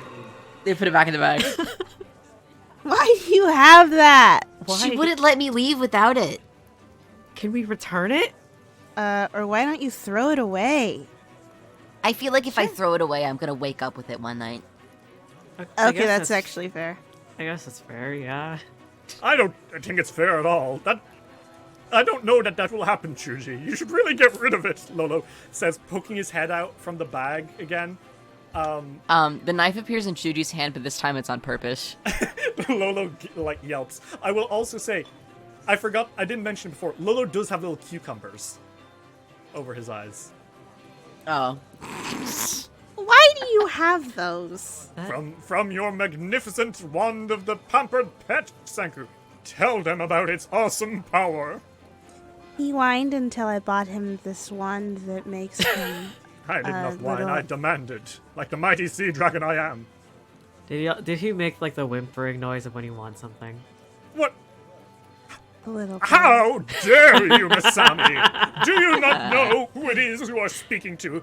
I know Lolo exactly, old man. Senegat. As they close the bag over his face. Fine, I'm going back into the spa, but not because I'm angry, but because I want to. Have fun. Fades away. And as he's saying this, you guys, standing with his arms crossed, cocking his head and saying, What's this about an old man? Is one Hiroshi Takahara. The hottest. Well, you're old not the man. only one in my life, but hey, since you introduced yourself. Oh, shit. And I think standing beside him, a hook sword around her back, and her hair a little less well kept than it has been in the past, but a tired smile on her face, comes someone saying, I don't think you're giving Mr. Takahara enough credit. He is a force to be reckoned with. And it's Shi Li Hua. Smiling a little more than you remember her ever smiling, Chuji. Oh, yeah, that's Very, I weird. swear to God. It's not because of you guys! Ye Chuji fucking glares at Hiroshi, and asks, "Where have you two been?" Hiroshi doesn't meet your gaze, but Li Hua says, we've been helping people. Mr. Takahara introduced himself to me after we were caught in some of the crossfire in the Kaiju Rampage. He said that he was your caretaker, Masami, and he helped me out of some terrible pickles, and I'm most grateful for his help. I didn't know you could use a sword. I was adventuring long before any of you were born. Whoa! But, we came here because, and she kind of gestures, and off behind them, standing a little bit away, is Balam Village. The entire fuck-off village is here. Oh, wow. Hiroshi turns and says, they found us as soon as they were able to and asked that we bring them back and safeguard them from any trouble. Thank you for taking care of them. Li Hua comes off to the side with you, Chuji, and I think she fusses over you for a moment and says, I suppose you're going on your way then, to save the world? Oh, yeah. We're leaving soon. Thanks for coming to see me. I know we have our disagreements sometimes, Chuji. But sometimes things are more important than personal pride or wanting things to have been or to be a different way. But seeing my child go out there on such a terrifyingly dangerous task that could end so terribly in so many ways, somehow despite all I would be lying if I said I didn't believe you'd be able to do it. Of all the people in the world that can do this, my child, Shi Chuji, is one of them. No matter how scary it is, I want you to go do it, and I want you to do your best. This is what you're good at, right? This is who you are. And I'm proud of that.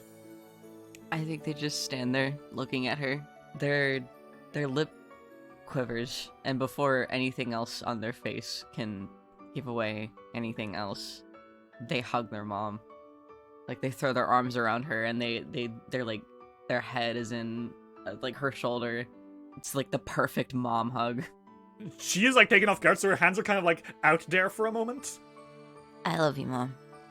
Her face softens, and gently she takes you back and says, I love you too, Chuji. More than words can say. Masami, your dad kind of like is watching Chuji and Li Hua. I think he kind of laughs and like claps your shoulder a bit and says, how are you holding up? You were messy last night, but I can't blame you for it. My fighting or my general stature? Your state of mind, Masami. Your fighting was on point, better than I've ever seen it. But yesterday was a messy day for everything, and I want to make sure you're doing better today, kid. Surprisingly better. There's still something I need to take care of. Yeah? What's that? Who do you think? The Lightkeepers who have been looking over our shoulders the entire time and probably looking over yours as well. I want to apologize for that. I messed up. We gave you bad intel. We told you that the Lightkeepers weren't involved in Oni's mask, and they're not. So then it wasn't bad intel, it was just misdirected. Yeah, but You were right in a sense. They weren't connected to Oni's mask. That's what you told me. And it was right. There's just something else. if I dug a little deeper, I would have found all these red flags. A witch regaining all of her power after decades of no one in her line having any. An exiled necromancer. A noble running away from home for seemingly no reason. and a monk from a peaceful monastery deciding to become a vicious brawler. I should have seen the signs, and I'm sorry. Remember what you used to say to me when I was a kid, whenever I messed up, and I would panic? And you kept telling me that what's done is done. And what matters is that we pick back up from it and we learn from it. Are you seriously doing this to me, Masami? Are you out? I thought you weren't interested in the Golden Egg. Why are you becoming a boss all of a sudden? Because I was raised by one. He kind of like folds his arms and looks around now at Sanku, who's like also talking to his family, and says, "You gonna take care of him? Of course I am. Both of them. Are you gonna let them take care of you?" I will. He like waited very patiently during that long pause before like he puts a hand on your shoulder, Masami, and he nods at you and says, "It's crazy. I've trained you since you were a kid at this point. Yet these past few weeks, you've grown more than I can even begin to imagine. Proud of you, kid." Well, for this entire time I've had a secret holding me back. And it's a secret that all the other contestants know? How's that make you feel? Better. Like a weight's lifted off of my shoulder. I met up with the Biting Roses earlier and they were still glad to see me. Like, nothing changed. The sins of the past can be a little frightening. I get that. But true friends will always be by your side, no matter what. Okay? So stick by those friends. And they'll stick by you. Yep, power of friendship, everything and all that. I know. Don't diss the power of Don't friendship. get cheesy on me now. Don't diss the power of friendship, kid. It's powerful stuff. I think he kind of just sits and, like, chats to you for a while everyone's getting ready to go. Sanku, by you is your mom, and your dad, and Kin Hassan, and the whole village. Mhm. And your mom kind of steps forward, kind of taking on the role of spokesperson for them, because that's often what she does.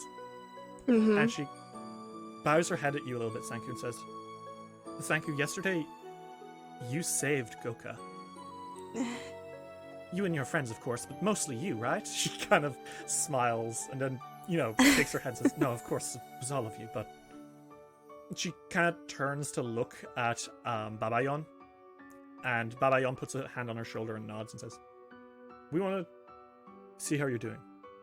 You've got a long journey ahead of you, and we know it doesn't feel easy, right?" No. I mean, we're trying to go rescue the Ruby Phoenix. Which is, not the expected outcome of joining the Ruby Phoenix tournament. And I'm a little nervous, but... I think Bula looks at the others who are like, saying expectantly, but then she steps forward and she's no longer the spokesperson of this village. She pulls you into a little hug and she's your mom. He hugs her back. She looks down at you, still like holding you, and there's a softness you haven't known since before you became the Witch Prince, the softness of a mom who realized that she messed up and she wants to apologize. And then she says, "The Sanku that I know is capable of anything, no matter how scary. Thank And you you. won't be doing it alone, right?" Mm-mm. I have the others, and there are other teams going to help too. She looks to Babayon and she says, "We have something for you. It's what your father used to propose to me." Whoa! And he takes out a little necklace, and it is of a golden carp with the head of a sea dragon. In your village, yes, you worship Daiketsu, the goddess of agriculture. This dragon carp is also like a local deity to you guys. You know that it symbolizes like overcoming any challenge, like the carp jumping up the waterfall, that myth. It's a symbol of you can do this and you can do more, Mm-hmm. A sign to never give up. To be getting any of these is a symbol of good luck, right? But to be getting this one specifically, the one that means so much to your parents, it's a very personal thing to be receiving. And your mom kind of places this into your palm and says, we'd like to think that if you have this with you, you'll have the village with you as well, in your heart. So you won't be alone saving the world. All of us in Balam Village will be there with you. Thanks, Mom. And then you hear a, "Don't give up, Sanku!" And there is your little sister pointing at you. Kina-san says, "I know stuff's scary right now, but this is the moment that you've been training for. This is the time that the Witch Prince of the Sea will show the world his power, right?" I think Senku comes over to her and he sort of squats so that he's at eye level with her, and he's like, "Yeah, it is. And I'm gonna win so I can show you just how strong I am." I already know how strong you are, Sanku. You won the Ruby Phoenix tournament. But you have to keep winning, okay? For the village. I will. Oh, I got extra candy when I went to Her eyes widen and she beams. And she takes that candy and she holds it and says, "I'll treasure it, and I won't eat it until you're back." Careful, it might go bad. What? Her face falls. You should just eat the candy. I'll buy you more candy when I'm back, I promise. You better. Mom and Dad don't get me enough candy. And Babylon's like, "We get you plenty," and she shakes her head. "That's not enough." I think you're spoiled. She pouts. But she does hug you and says, Mm-hmm. "Are you gonna go?" He hugs her. Mm-hmm. I'm gonna go rescue the Ruby Phoenix. Okay. Well, you do that, and then you come home, and we'll throw a big party for you, okay? Okay. You stay safe, okay? I think he pets her hair a little bit as he's getting up. She's very happy. And she kind of stands and points and says, "Now go save the world!" Okay. Shili, Hua, Hiroshi, and Bula, Babayon, and Kinhasan all kind of stand. And Bula kind of gives you a kiss on the cheek, Sanku, and hugs you. Hiroshi pats your shoulder, Masami, and Li Hua, I think she hugs you again, Shuji. Tenderly this time. Mm-hmm. And speaking for the group, Hiroshi says, "Ready to go?" Yep. Oh, As yeah. will ever be. And we'll see you soon, guys. And he kind of salutes, and do you guys part ways and make your way towards the airship? Yeah, Judy does do the thing where they point two fingers at Hiroshi and then back at their eyes and back at Hiroshi. he shrugs at you like, "What do you want me to say, man?" And yeah, you guys make your way back to the Ruby Village, back to Vortanu, and back to Yo and his crew. And Yo sees you all coming, and he kind of beams, and he's like, "Radiant Winds, okay, are you all ready?" Yeah. Yep. Last breath, is everything good to go? He calls up to the deck, and from the deck you see Fervo call down and says, "Yarp!" And he kind of turns and grins and says, "Master Vortanu, do we have flight clearance?" And they kind of nod and say, "You're ready to go whenever you are."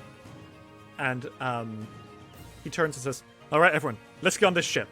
I hope you're ready because, let me tell you, there is nothing like riding the Solar Jian." All right. Judy looks jazzed. So the boat itself, the Solar Jian itself, so it's like a massive ship, but it has roofs on it, kind of like a pagoda. But in the center of this massive ship, there's a titanic air balloon with buildings built around the sides of it, and on top of it nearly, huge engines, giant sails, almost acting like wings and rudders, coming out of the sides. And as you all step on and brace yourselves, there's a few calls, and Yo stands behind the steering wheel at the back of the ship, and he says, "All right, starboard, are we ready?" And Bako yells out as he pulls a ripcord and says, "Yes, we are! Port, are we ready?" And Clover says, "Aye, aye, Captain!" As they kind of push a few gears into place. And he says, "All right, everyone, let's go save the Ruby Phoenix." And with that, the Solar Jian starts to take flight. Power hisses through its engines, and the wings start to beat. Sirens kind of like blare from its sides as the machine kicks to life. And the sails on the side, they start to kind of flap in circular motions. And the ship flies up, up, up, up. You all have to clutch onto the sides as wind starts to rustle through your hair, and it goes up at an acute angle into the sky. The balloon swells with fire inside as coal is like kind of injected into it by a powerful engine by Fervo. Standing behind the wheel, Yo guides you into the sky. And he says, "This is it! Welcome, radiant winds, to the skies above!" And as you all clutch, looking at the sky, you see the city of Goka, once seemingly sprawling and endless, slowly becoming smaller, like a children's toy. The countless waves beneath you all, they lap, and what once would have been massive like blankets of water crashing and creating foam on top of each other, now they look like specks. Clouds start to flow through you on either side, but never entering into the boat itself. It's almost like there's a giant bubble around this amazing airship. You can see Yo flex and his muscles kind of bulge a little bit as he steers the wheel and starts taking you on course. And he turns and says, "Master Chuji, if you could, take out the plover charm for us." Oh, yeah. And they like fumble with their fucking bag. You take out the plover charm, and it kind of rings a little bit, and the bottom of the charm starts tilting in one direction, southeast. Southeast? Okay, let's go! And he heaves that steering wheel and turns the Solar Jian towards the southeast, following the sun. The Solar Jian continues its path, flying through the sky, directly towards the wall of heaven, towards the flying mountains, towards wherever that mysterious Axiomite has taken Hao Jin.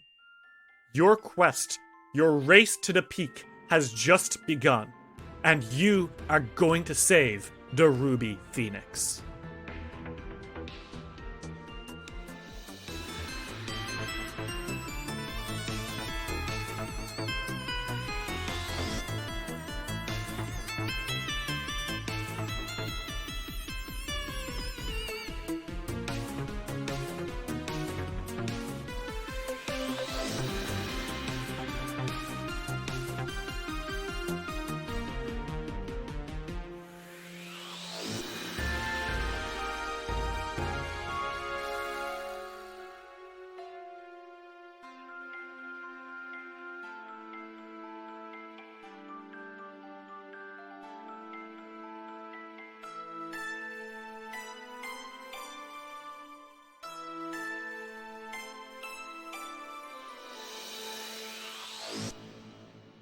This episode of Dice Will Roll would not have been possible without the support of our patrons.